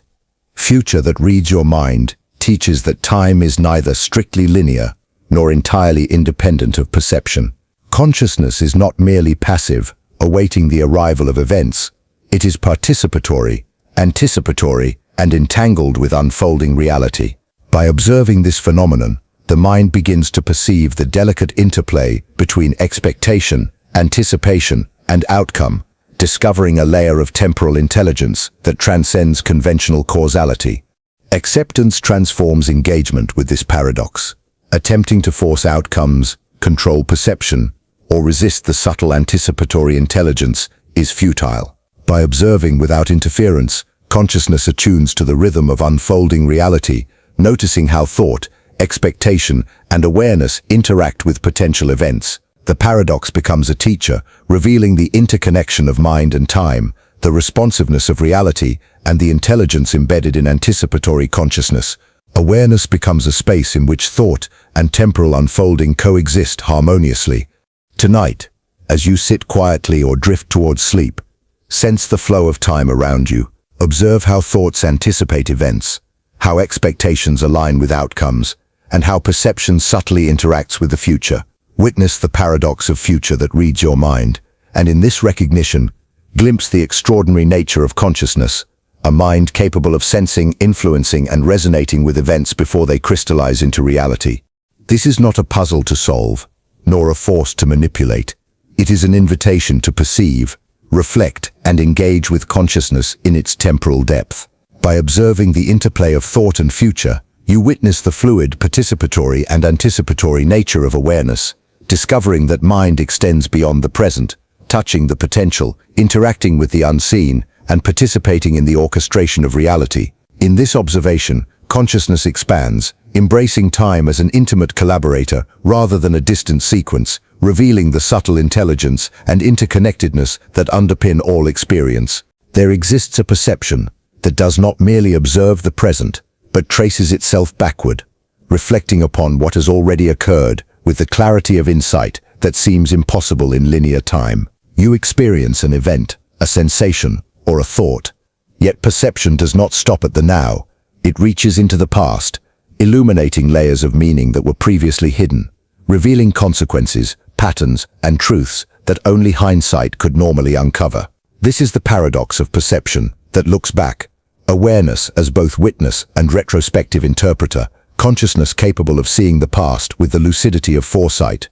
Imagine observing a conversation or event in real time. Ordinarily, perception captures what is happening, filtering it through immediate understanding. Yet in this paradox, the mind simultaneously senses implications, motives, and echoes from prior moments, perceiving connections invisible in the flow of ordinary experience. You notice subtle gestures, fleeting expressions, or unspoken truths that retrospectively shape your understanding, as though the past itself is alive, rewriting its significance in real time. The line between present and past blurs. Perception becomes both observer and editor of experience. Memory and reflection intertwine with this phenomenon. Events from hours, days, or years ago resurface with new resonance, colored not only by recollection, but by emergent insight. A gesture, once unnoticed, now carries weight. A choice, previously dismissed, now reveals consequence. The past is not static, it interacts with perception, evolving as consciousness reinterprets it. This paradox challenges ordinary assumptions about linearity. Perception is not solely a tool for immediate understanding, but a dynamic dialogue with the unfolding and the unfolded. Emotion amplifies the experience. Regret, nostalgia, surprise, or understanding can intensify the sensation of past events, speaking to the present.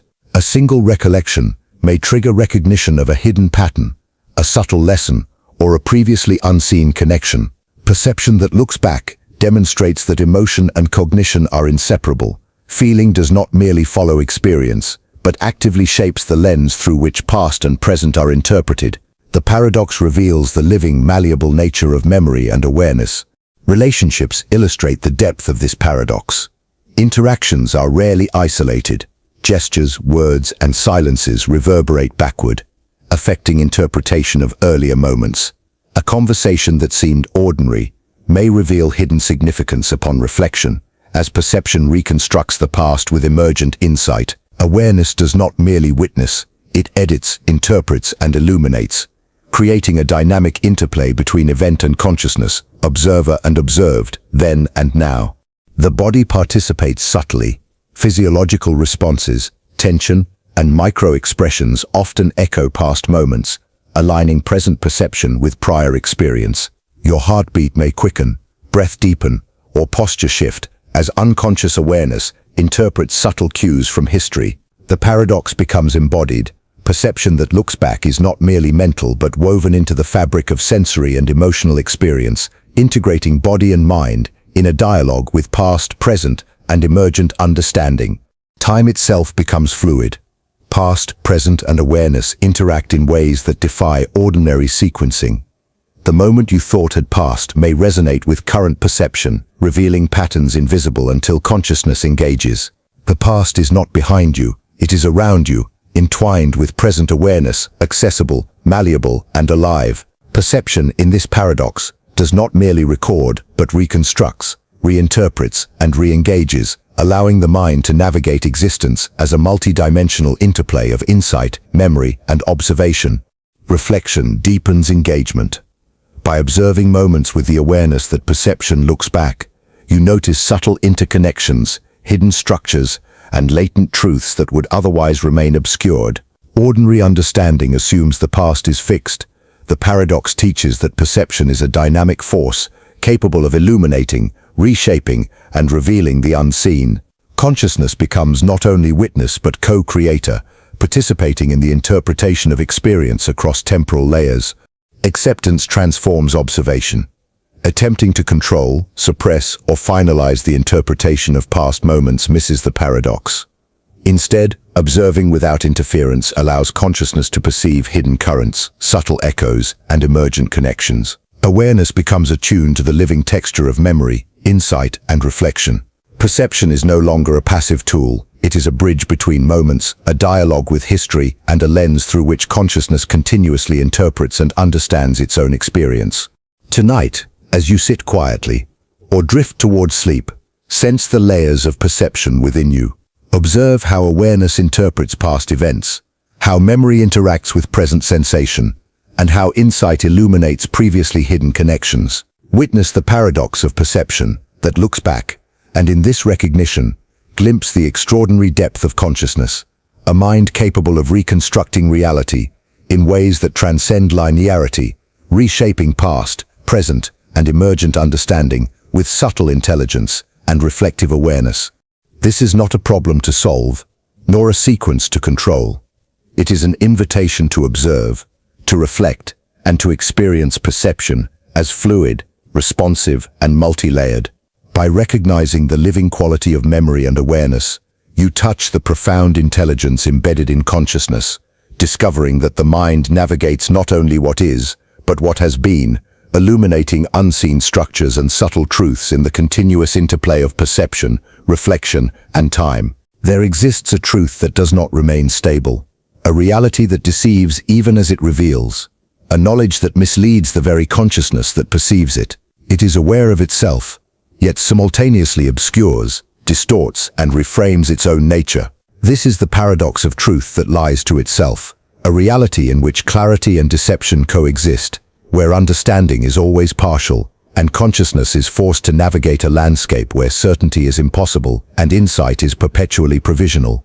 Imagine grasping a fact, a principle, a certainty. At first it appears clear, irrefutable, and self-evident. Yet upon reflection cracks emerge, contradictions, ambiguities, hidden assumptions. The truth that you held as absolute begins to reveal layers of self-deception, suggesting that it is aware of being known, aware of the observer, and aware of its own capacity to mislead. The act of knowing becomes entangled with the paradoxical nature of the truth itself, forcing consciousness into reflection upon reflection, an endless dialogue between certainty and doubt. Memory intensifies this paradox.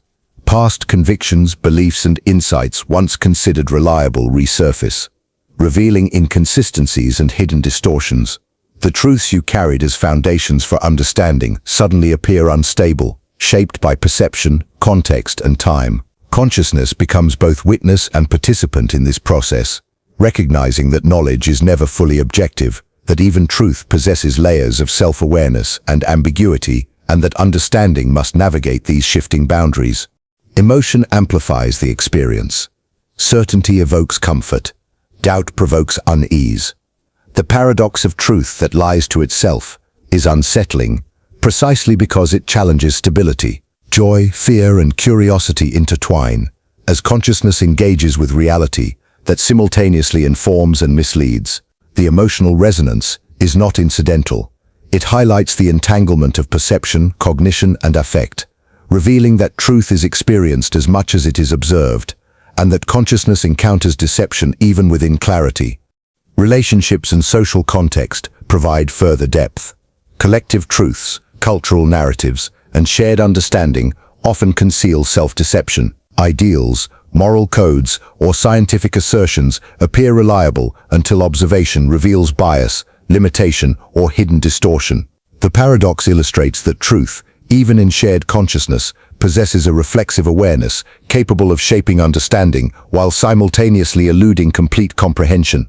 Recognition of this dynamic transforms perception, revealing the living, self-reflective intelligence embedded within reality.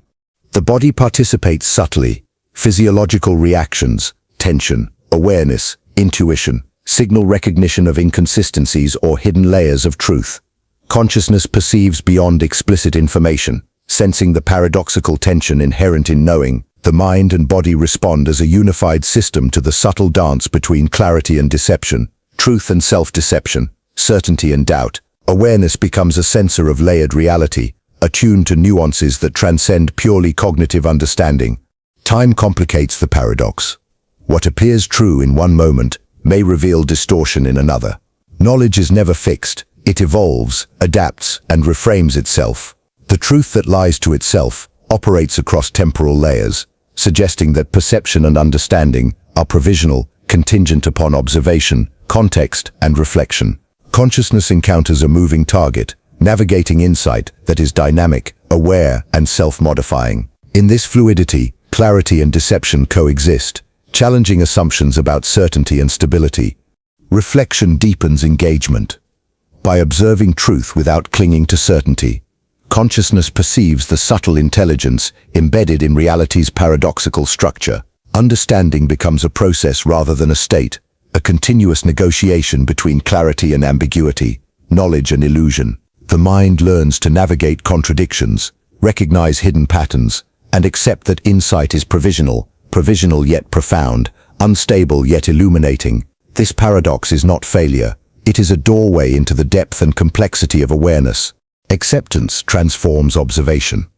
Attempting to force clarity, impose control, or eliminate ambiguity is futile. By embracing uncertainty, observing without judgment, and recognizing the self-reflective nature of truth, consciousness attains subtle mastery, awareness attuned to nuance, perception resilient in ambiguity, and mind capable of discerning without claiming absolute certainty.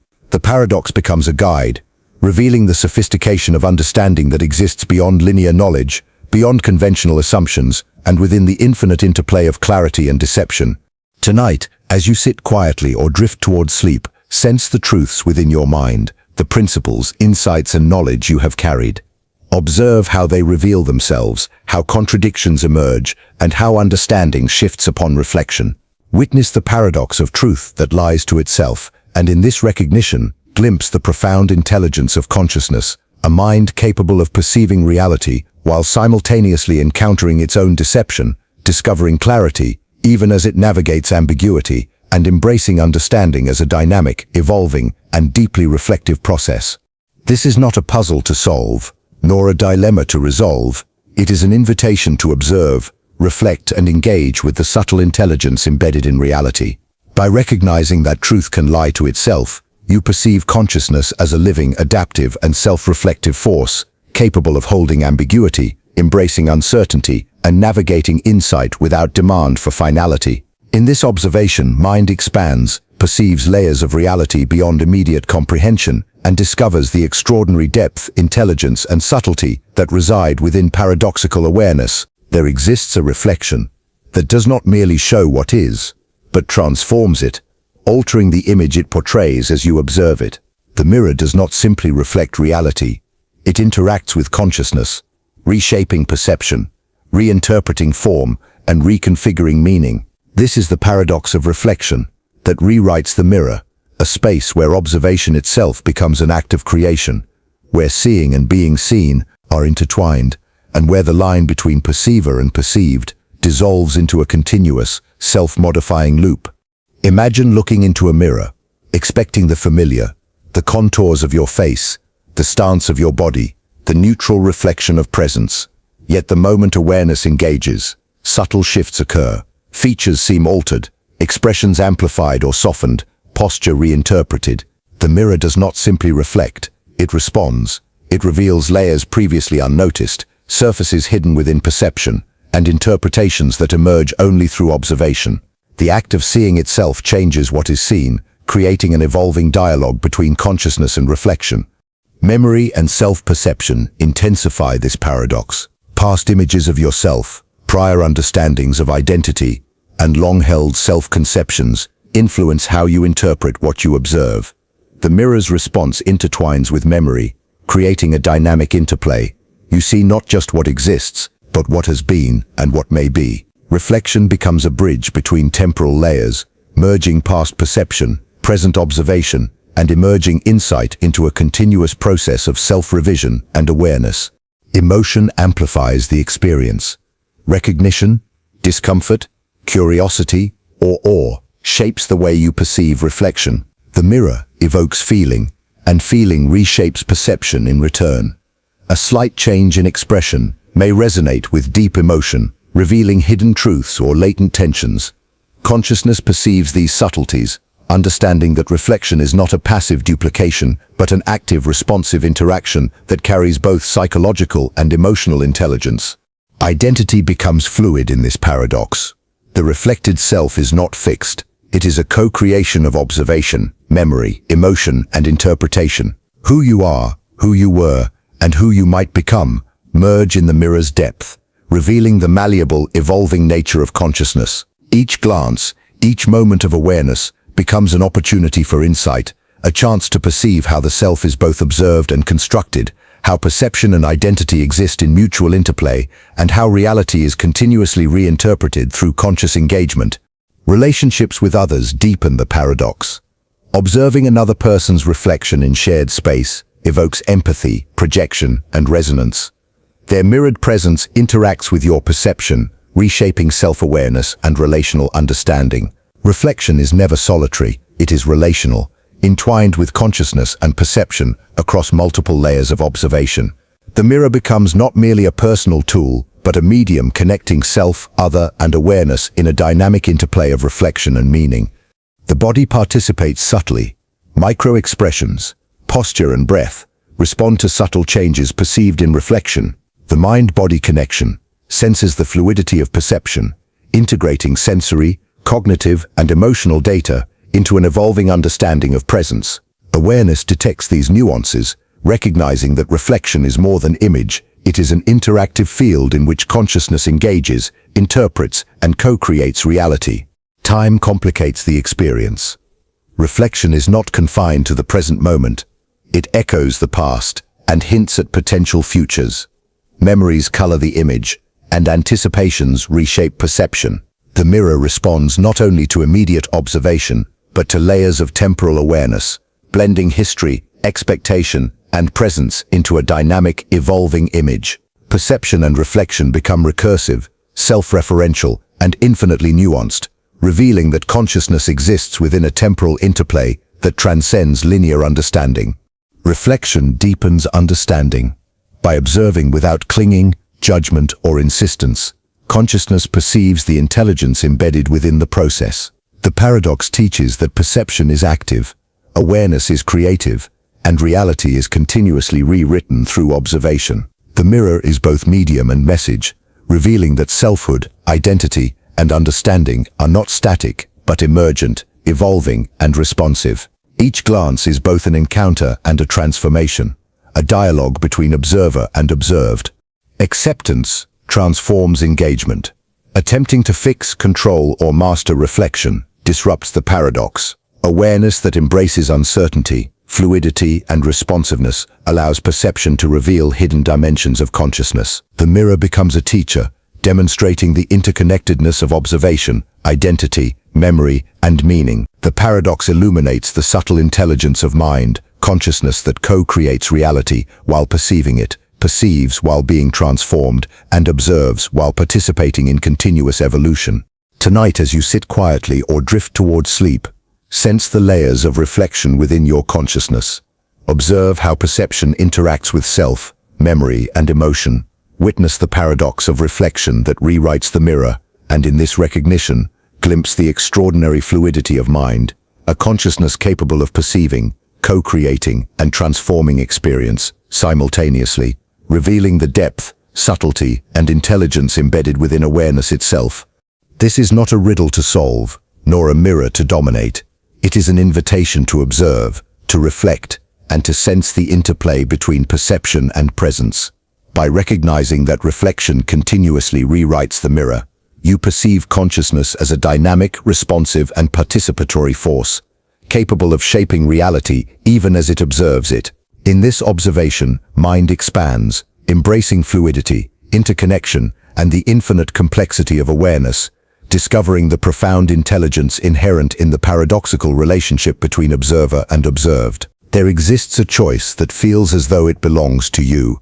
Yet upon reflection, you realize it has already been determined, predestined, or subtly guided by forces beyond your conscious control. You believe yourself to be the agent, the decider, yet the paradox suggests that the decision was never truly yours to make. This is the paradox of choice that already chose you, a space where free will and determinism intersect, where consciousness perceives agency while destiny quietly unfolds, and where awareness must confront the illusion and reality of autonomy simultaneously. Imagine standing at a crossroads, considering paths, evaluating consequences, feeling the weight of decision.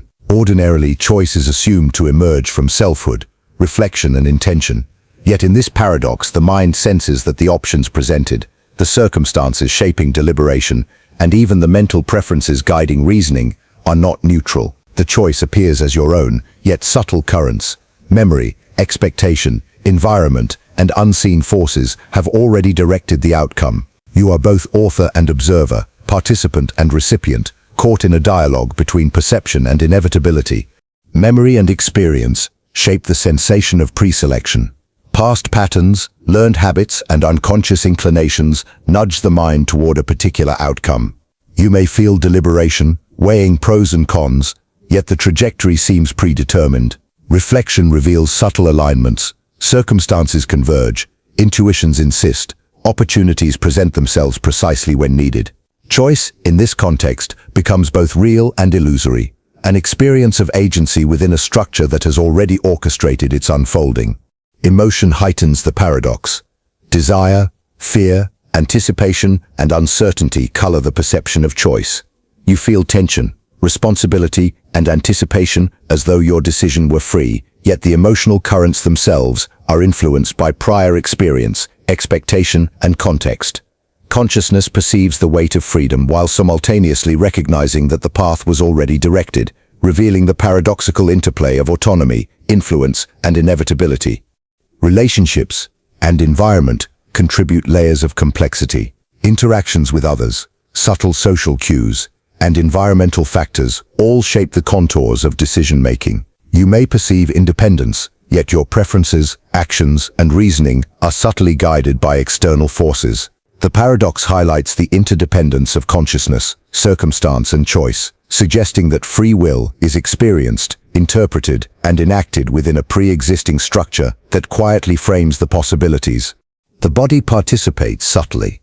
Physiological signals, gut intuition, subtle tension, or instinctive preference align with decisions before conscious awareness solidifies them. The mind-body connection reveals the paradox in action. Choice appears deliberate, yet the somatic and unconscious processes guiding selection are already influencing outcome. Awareness perceives deliberation while also sensing pre-alignment, revealing the layered intelligence embedded within consciousness and experience. Time complicates the phenomenon. Moments leading to decision, possibilities and outcomes converge in ways that appear linear, yet are informed by pre-existing patterns and unseen causal chains. The future influences perception of choice, past experiences shape preference, and present awareness navigates the convergence. Consciousness perceives itself as deciding, yet recognizes the subtle orchestration that renders the choice both emergent and predetermined. Time, perception, and action fold together in a paradoxical interplay of free will and determinism. Reflection deepens insight. Observing the choice that already chose you illuminates the subtle intelligence embedded in consciousness. The mind can experience agency while recognizing guidance, perceive freedom while acknowledging structure, and navigate decisions while sensing inevitable alignment. Awareness becomes both witness and participant, perceiving layers of influence, autonomy, and inevitability simultaneously. The paradox teaches humility, reflection, and subtle awareness of the forces that shape perception and action. Acceptance transforms engagement. Attempting to assert absolute freedom, resist influence, or control outcome misses the paradox.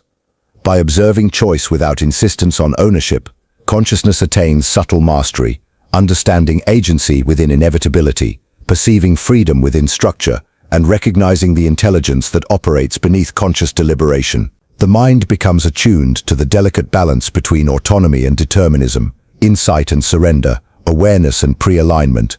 Tonight, as you sit quietly or drift towards sleep, sense the choices within your life, the decisions, options, and pathways that appear open to your determination. Observe the paradox, that the choice feels yours while simultaneously unfolding through pre-existing currents of experience, circumstance, and unconscious alignment. Witness the paradox of choice that already chose you, and in this recognition, glimpse the extraordinary depth of consciousness, a mind capable of perceiving freedom while participating in inevitability, aware of influence yet experiencing agency, navigating life with subtle intelligence and profound insight.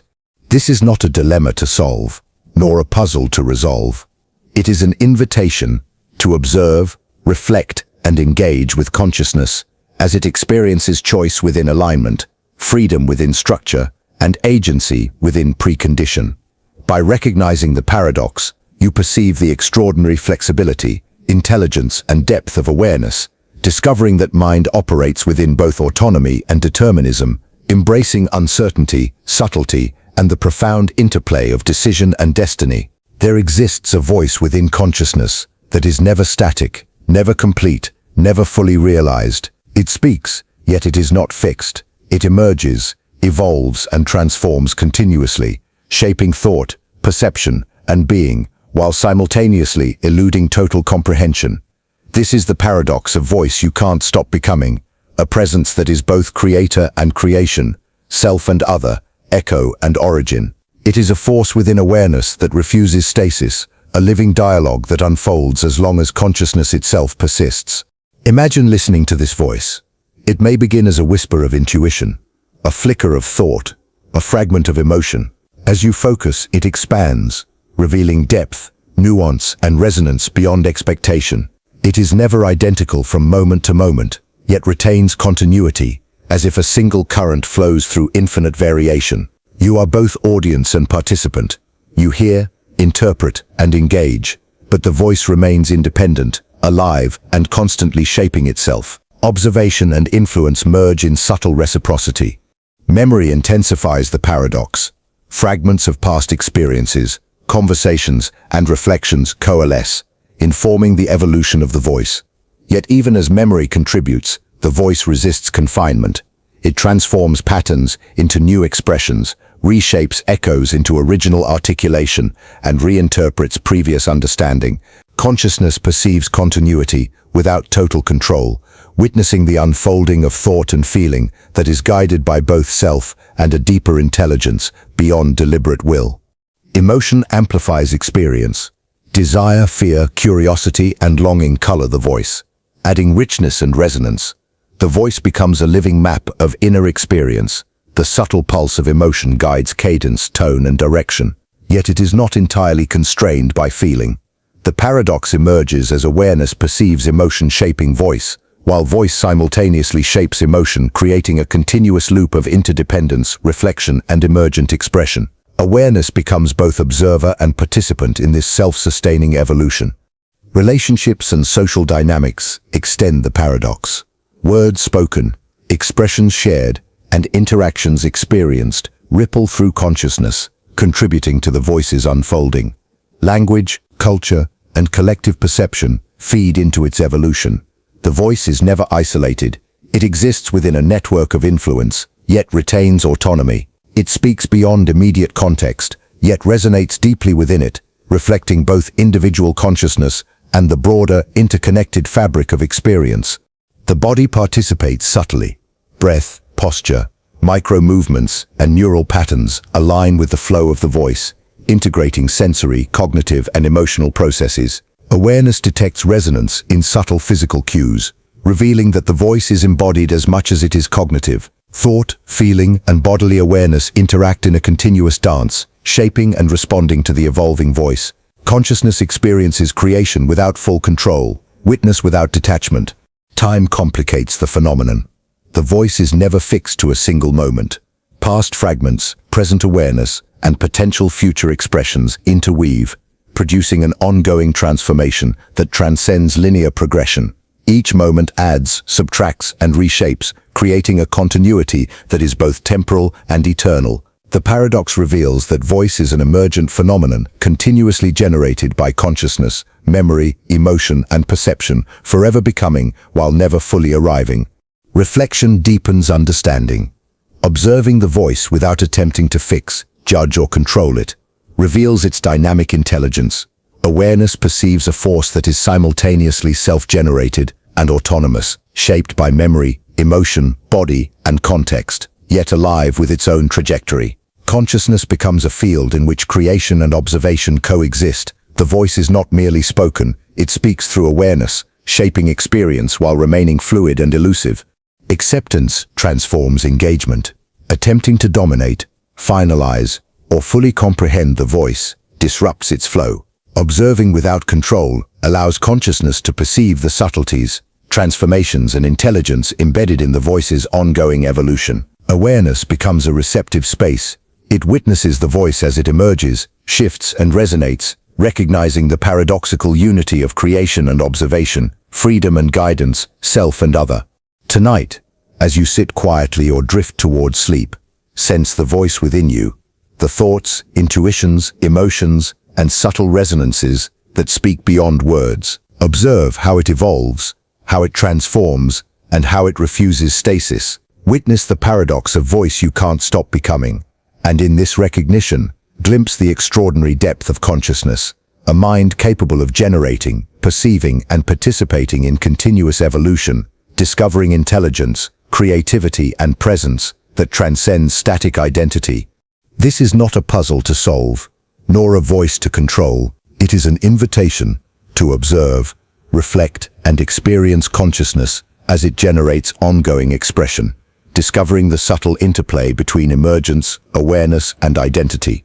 By recognizing that voice can never fully be grasped or completed, you perceive the extraordinary flexibility, intelligence, and depth of mind, discovering that consciousness is both creator and witness, unfolding without end, and continuously becoming something new. There exists a world that interacts with your presence, yet does so as if unsure of your reality. A space where existence is acknowledged, yet simultaneously questioned. A place where perception, interaction, and environment respond with a subtle uncertainty to your being. This is the paradox of world that pretends you're real, a reality that acknowledges consciousness, yet maintains a distance, a gentle refusal to fully confirm your existence. It is a living landscape of interaction and ambiguity, where selfhood is both recognized and suspended. Imagine moving through space, engaging with events, observing objects, interacting with people. At first, the world seems ordinary, consistent, and reliable. Yet subtle patterns emerge. Coincidences align suspiciously, reactions appear rehearsed or misaligned, and responses from others carry a faint sense of ambiguity. It is as if the universe itself treats your presence as provisional, experimenting with recognition while maintaining a delicate doubt. The paradox forces consciousness to confront the possibility that reality acknowledges you only partially, leaving the sense of self in a liminal, questioning state. Memory and expectation amplify the phenomenon. Familiar environments, prior experiences, and anticipations of outcome clash with moments of subtle dissonance. A familiar path may curve unexpectedly. A conversation may seem rehearsed. A reflection may feel slightly altered. You recognize patterns, yet sense deviation. The world operates independently, yet carefully calibrates interactions to your perception, creating a delicate interplay between expectation and reality, presence and negation. Consciousness experiences engagement, while simultaneously sensing that acknowledgement is incomplete. Emotion intensifies the paradox. Anxiety, wonder, curiosity, and uncertainty color perception. The subtle unreality of recognition provokes reflection. You wonder if influence is real, if interaction is authentic, if existence is fully acknowledged. Yet the paradox is not frightening, it is profoundly illuminating. Emotional awareness highlights the tension between self-perception and perceived acknowledgement, revealing consciousness as both observer and participant in a reality that remains delicately ambivalent about its recognition of you. Relationships deepen the complexity. Interactions with others seem real, yet carry undertones of subtle dissonance. Gestures, expressions, and reactions are both familiar and slightly off-kilter, as if people are participating in a reality that does not fully admit your presence. The paradox suggests that consciousness exists in a space where perception of others, social cues, and relational dynamics are simultaneously acknowledged and deferred. Reality behaves as if it recognizes you, yet only partially, leaving selfhood suspended in ambiguity. The body participates subtly. Physiological responses, heart rate, breath, microtension, mirror subtle inconsistencies in perception. Awareness detects the dissonance, not only cognitively but somatically, sensing the paradox through intuition and sensation. The mind-body connection allows consciousness to experience reality in layered ways, intellectually, emotionally, and physically. This embodiment deepens the paradox, revealing how presence, perception, and reality interact in complex, intertwined patterns that resist simple comprehension. Time complicates the paradox. Moments of recognition and ambiguity unfold simultaneously, creating tension between presence and provisionality. Past experiences inform expectation, while present perception reveals subtle divergence from familiarity.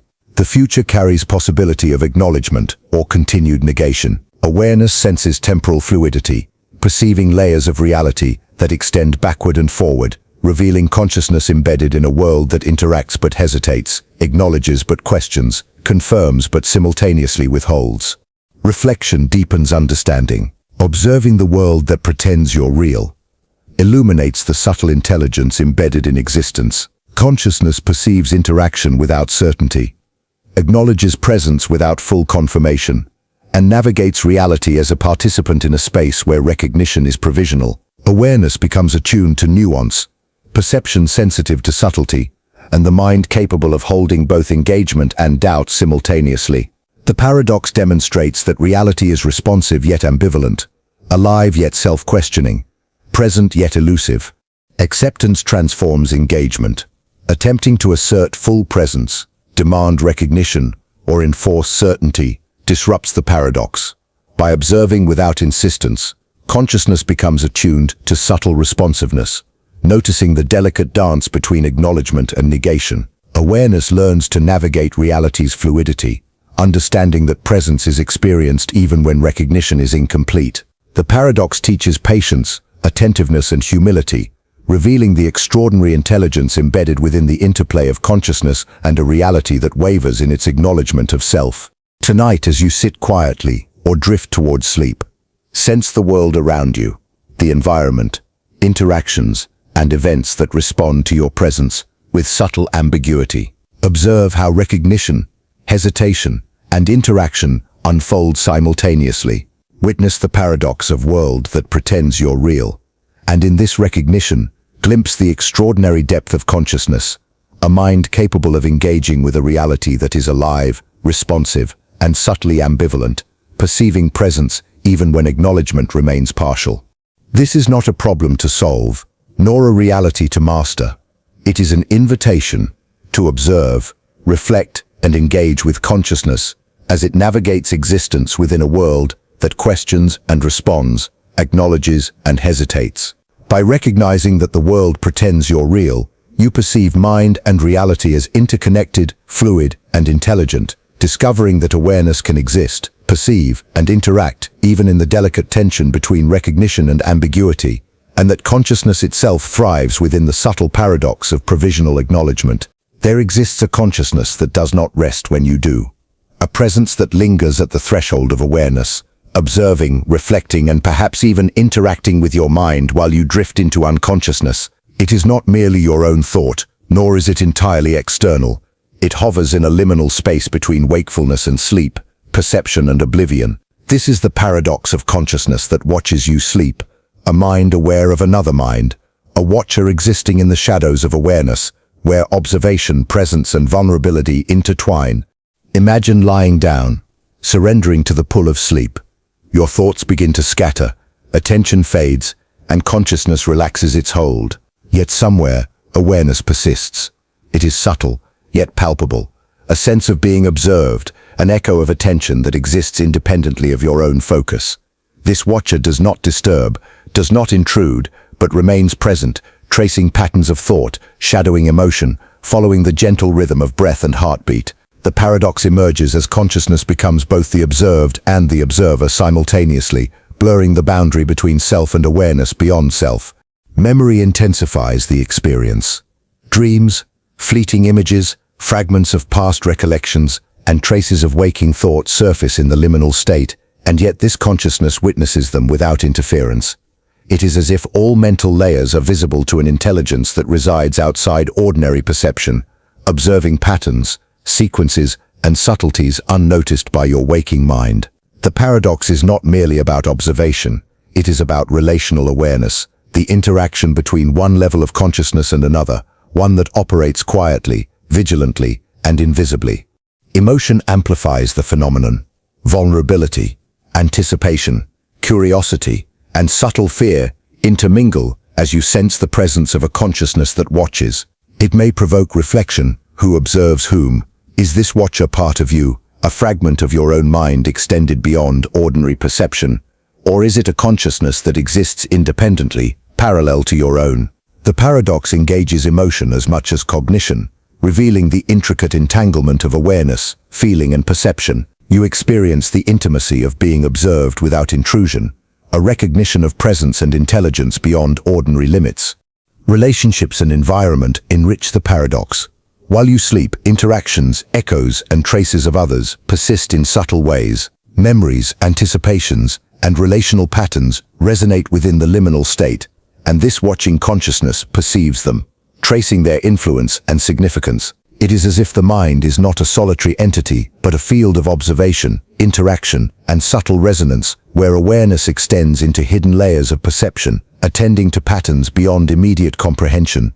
The body participates subtly. Breath, heartbeat, micro-movements, and neural patterns resonate with the watcher's attention. Sensation becomes a conduit between the observed and the observer, bridging the physical and the mental, the conscious and the liminal. Awareness senses alignment and subtle resonance, perceiving that the self is not isolated, but continuously engaged in a dialogue with an intelligence that tracks, attends, and witnesses the unfolding of mental states. The body becomes a medium for consciousness itself, reflecting the subtle interplay between sleeping mind and observing awareness.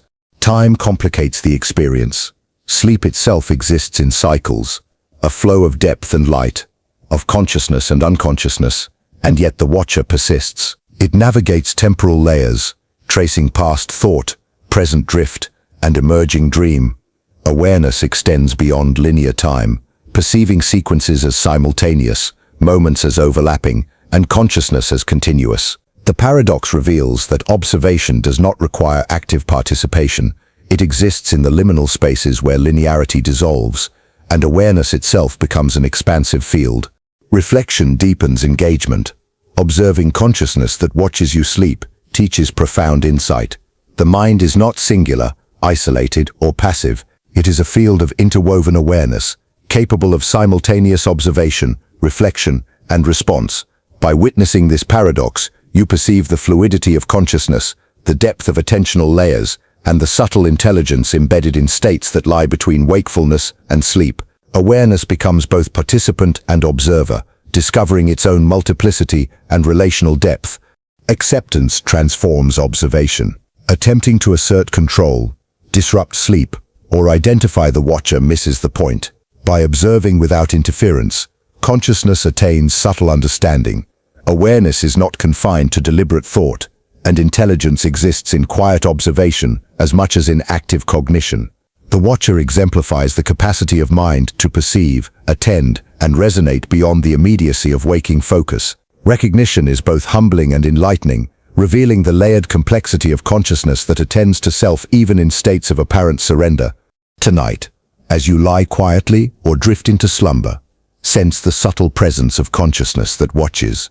Observe how attention persists, how thought and emotion resonate, and how awareness can exist beyond active control. Witness the paradox of consciousness that watches you sleep, and in this recognition, glimpse the extraordinary depth of mind, a self that perceives, a presence that attends, and an intelligence that traces thought without disturbance, revealing the profound multiplicity, intelligence, and subtle relational depth of awareness itself.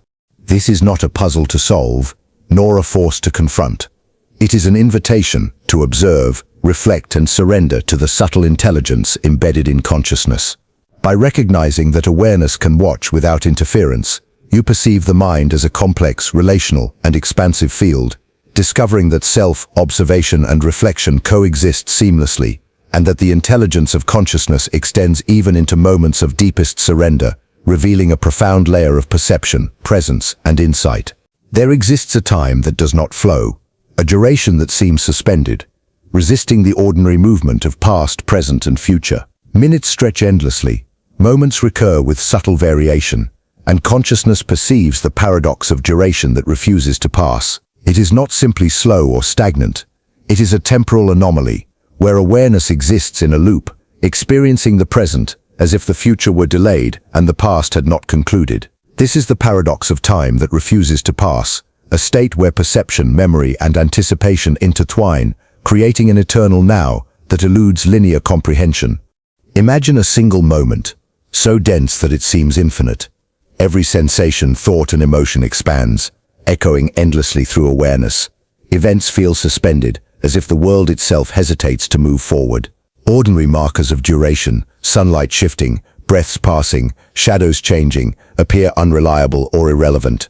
Consciousness perceives continuity without progression, encountering time as a presence rather than a sequence, as a weight rather than a flow. The paradox challenges assumptions. Time is not simply measured or linear, it is experienced, mutable, and profoundly elastic. Memory intensifies the sensation. Past events, recollections, and habits fold into the eternal now, layered over one another in dense patterns. The present seems aware of the past, and yet the past refuses resolution. Each recollection is both immediate and eternal, each thought recurring with subtle transformation. Awareness experiences temporal multiplicity. The past persists within the present. Anticipation hovers over perception, and consciousness navigates the infinite repetition of moments that never fully conclude. Emotion amplifies experience. Frustration, awe, curiosity, or existential unease color perception of suspended time. The mind experiences tension and fascination simultaneously. The paradox is unsettling yet profoundly engaging. Awareness feels the weight of eternity compressed into fleeting moments, yet discovers depth in the stillness, richness in repetition, and insight in observation. Emotion becomes a lens through which the paradox is not merely intellectualized, but felt viscerally, revealing the interplay of mind, sensation, and temporal perception. Relationships and environment deepen the phenomenon. Interactions, gestures, and subtle cues seem to recur or linger indefinitely. Conversations repeat in thought, echoes of others' presence resonate, and the environment seems both familiar and unchanging. The paradox reveals that consciousness experiences time relationally. It is shaped by memory, expectation, and perception of others, as well as by environmental patterns. Awareness becomes acutely attuned to temporal nuance, sensing the persistence of experience as it loops, repeats, and refracts within perception. The body participates subtly. Heartbeat, breathing, and neural rhythms persist in alignment with the sense of suspended time. Sensory perception detects repetition, elongation, and subtle deviation, integrating body and mind in a continuous temporal experience. Awareness perceives duration, not only cognitively but somatically. The body reflects the paradox, responding to the subtle elongation and recurrence of moments, revealing that time is embodied as much as it is conceptual. Time complicates the phenomenon further. Linear markers, clocks, schedules, sequences appear irrelevant. The past and future fold into the present.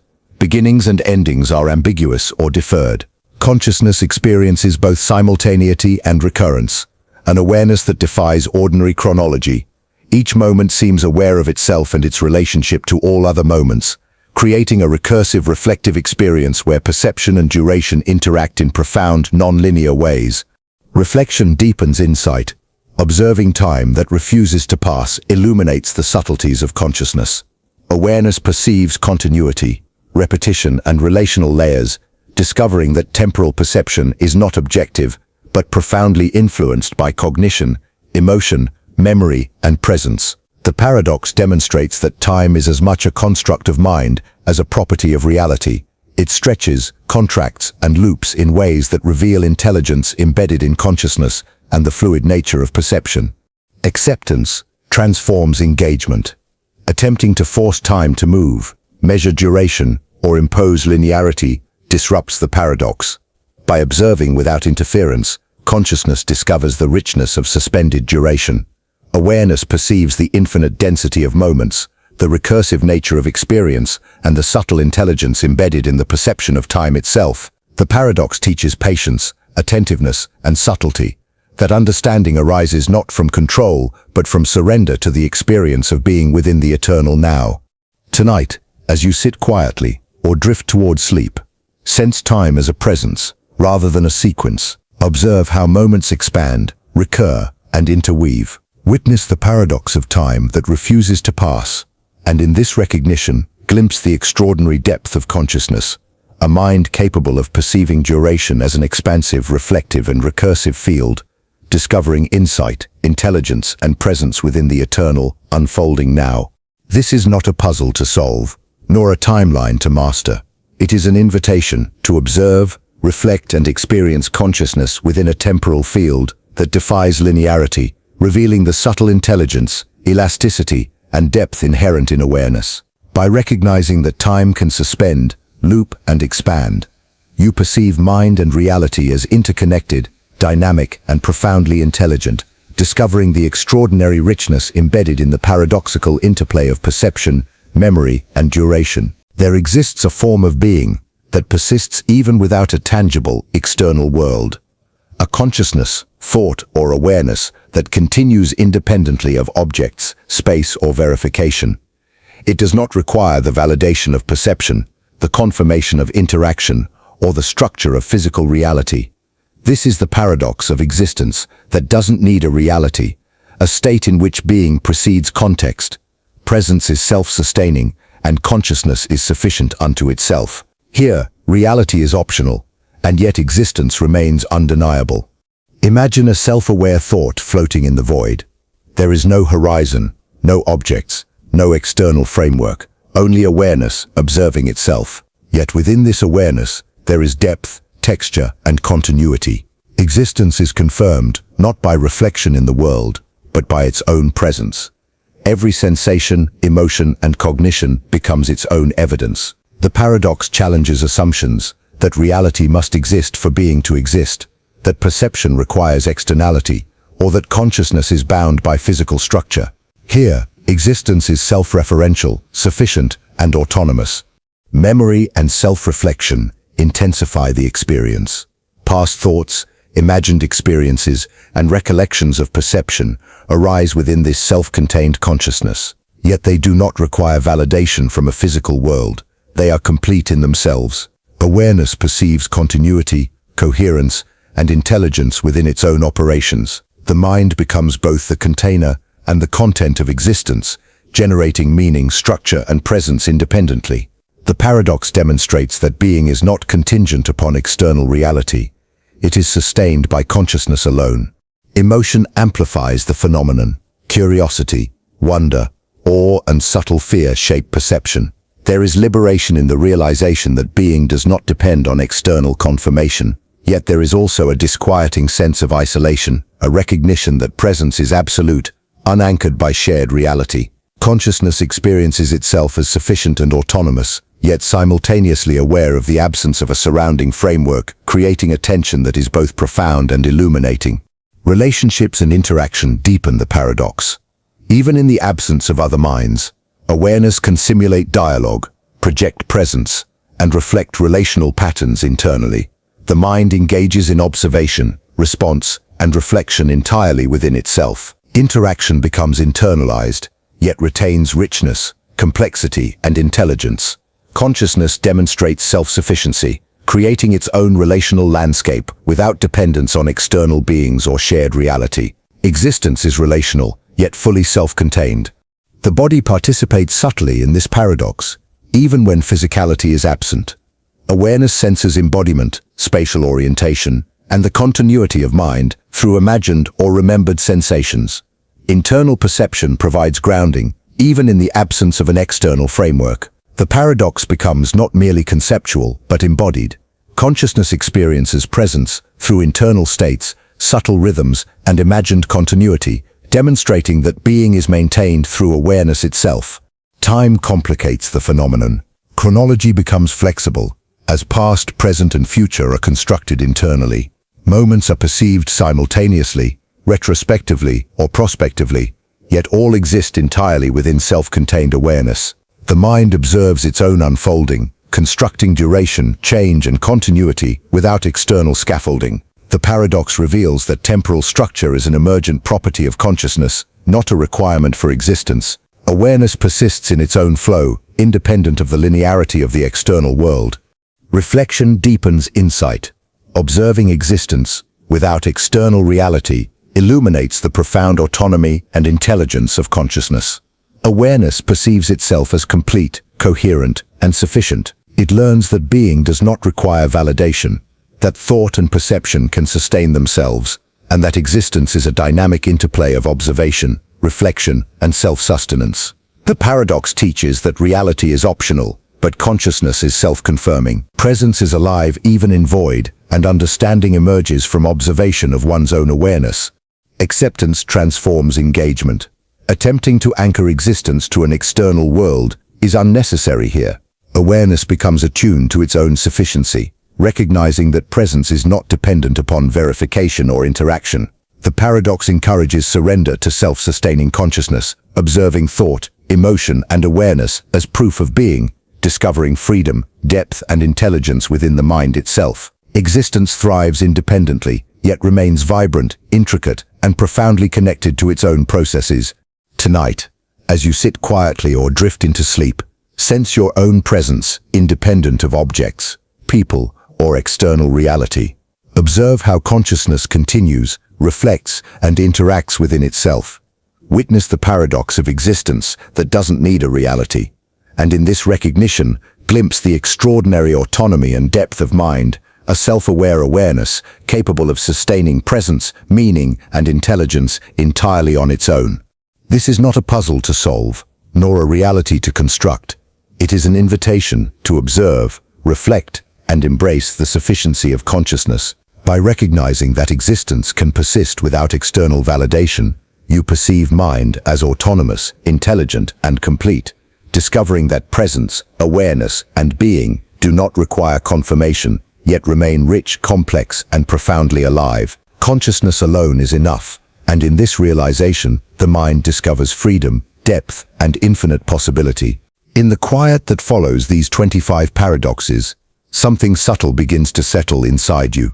A presence, a realization, a shift too soft to name, yet too clear to ignore. You have walked through shadows that moved before you, thoughts that refused to dissolve, identities that rewrote themselves, and realities that observed you as you observed them. And now, standing at the end, there is no final answer waiting, no ultimate truth packaged neatly for comfort. Instead, there is a widening, a deepening, an opening into a space where questions breathe more honestly than conclusions ever could. Every paradox you journeyed through tonight was a mirror that didn't just reflect, it revealed. It revealed the instability of the self you think you are. It revealed the strange flexibility of time, perception, and memory. It revealed that consciousness is not a prisoner of reality, but something that bends reality around itself. Each paradox nudged you closer to a realization that is almost unsettling, that everything you experience, your fears, your reflections, your identity, your sense of presence, may be far less fixed than you once believed. But this is not meant to frighten you. It is meant to free you.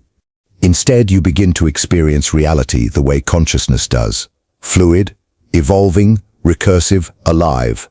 You start seeing how your thoughts shape what you perceive, how your emotions sculpt what you call truth, how even silence carries memory, and how existence itself can persist even without a physical world to hold it. Because when the boundaries soften, when certainty dissolves, when the mind realizes it is not trapped inside a rigid world, but part of an ever-shifting field of awareness, something remarkable happens. You stop confusing stability with truth. You stop chasing final answers. You stop clinging to the idea that everything has to make sense in order to be real. These paradoxes were never meant to solve themselves. They were meant to dissolve the assumptions inside you. The assumption that you are singular. The assumption that time moves forward. The assumption that your mind ends where the world begins. Tonight, you crossed thresholds where echoes heard themselves. Futures reached back toward you. Dreams awakened without waiting for your body. And existence continued even when reality stepped aside. These weren't just ideas. They were invitations into deeper perception. They showed you where the self fractures, where awareness loops back on itself, where truth contradicts its own shape, and where consciousness surveils even your sleep. The assumption that reality must verify your existence. Now, as you reach the end of this long descent into paradox, notice what remains. Not confusion, but clarity of a different kind. A clarity born from mystery rather than certainty. A clarity rooted in awareness rather than answers. You're not expected to understand these paradoxes. You're only asked to feel them, to let them linger, to let them shape the silence within you, to let them rearrange the boundaries you once believed were fixed. Nothing ended here. And as you drift into sleep, or deeper into thought, Remember this: the mind that witnessed these paradoxes is itself a paradox, observing and creating reality in the same breath. Something began,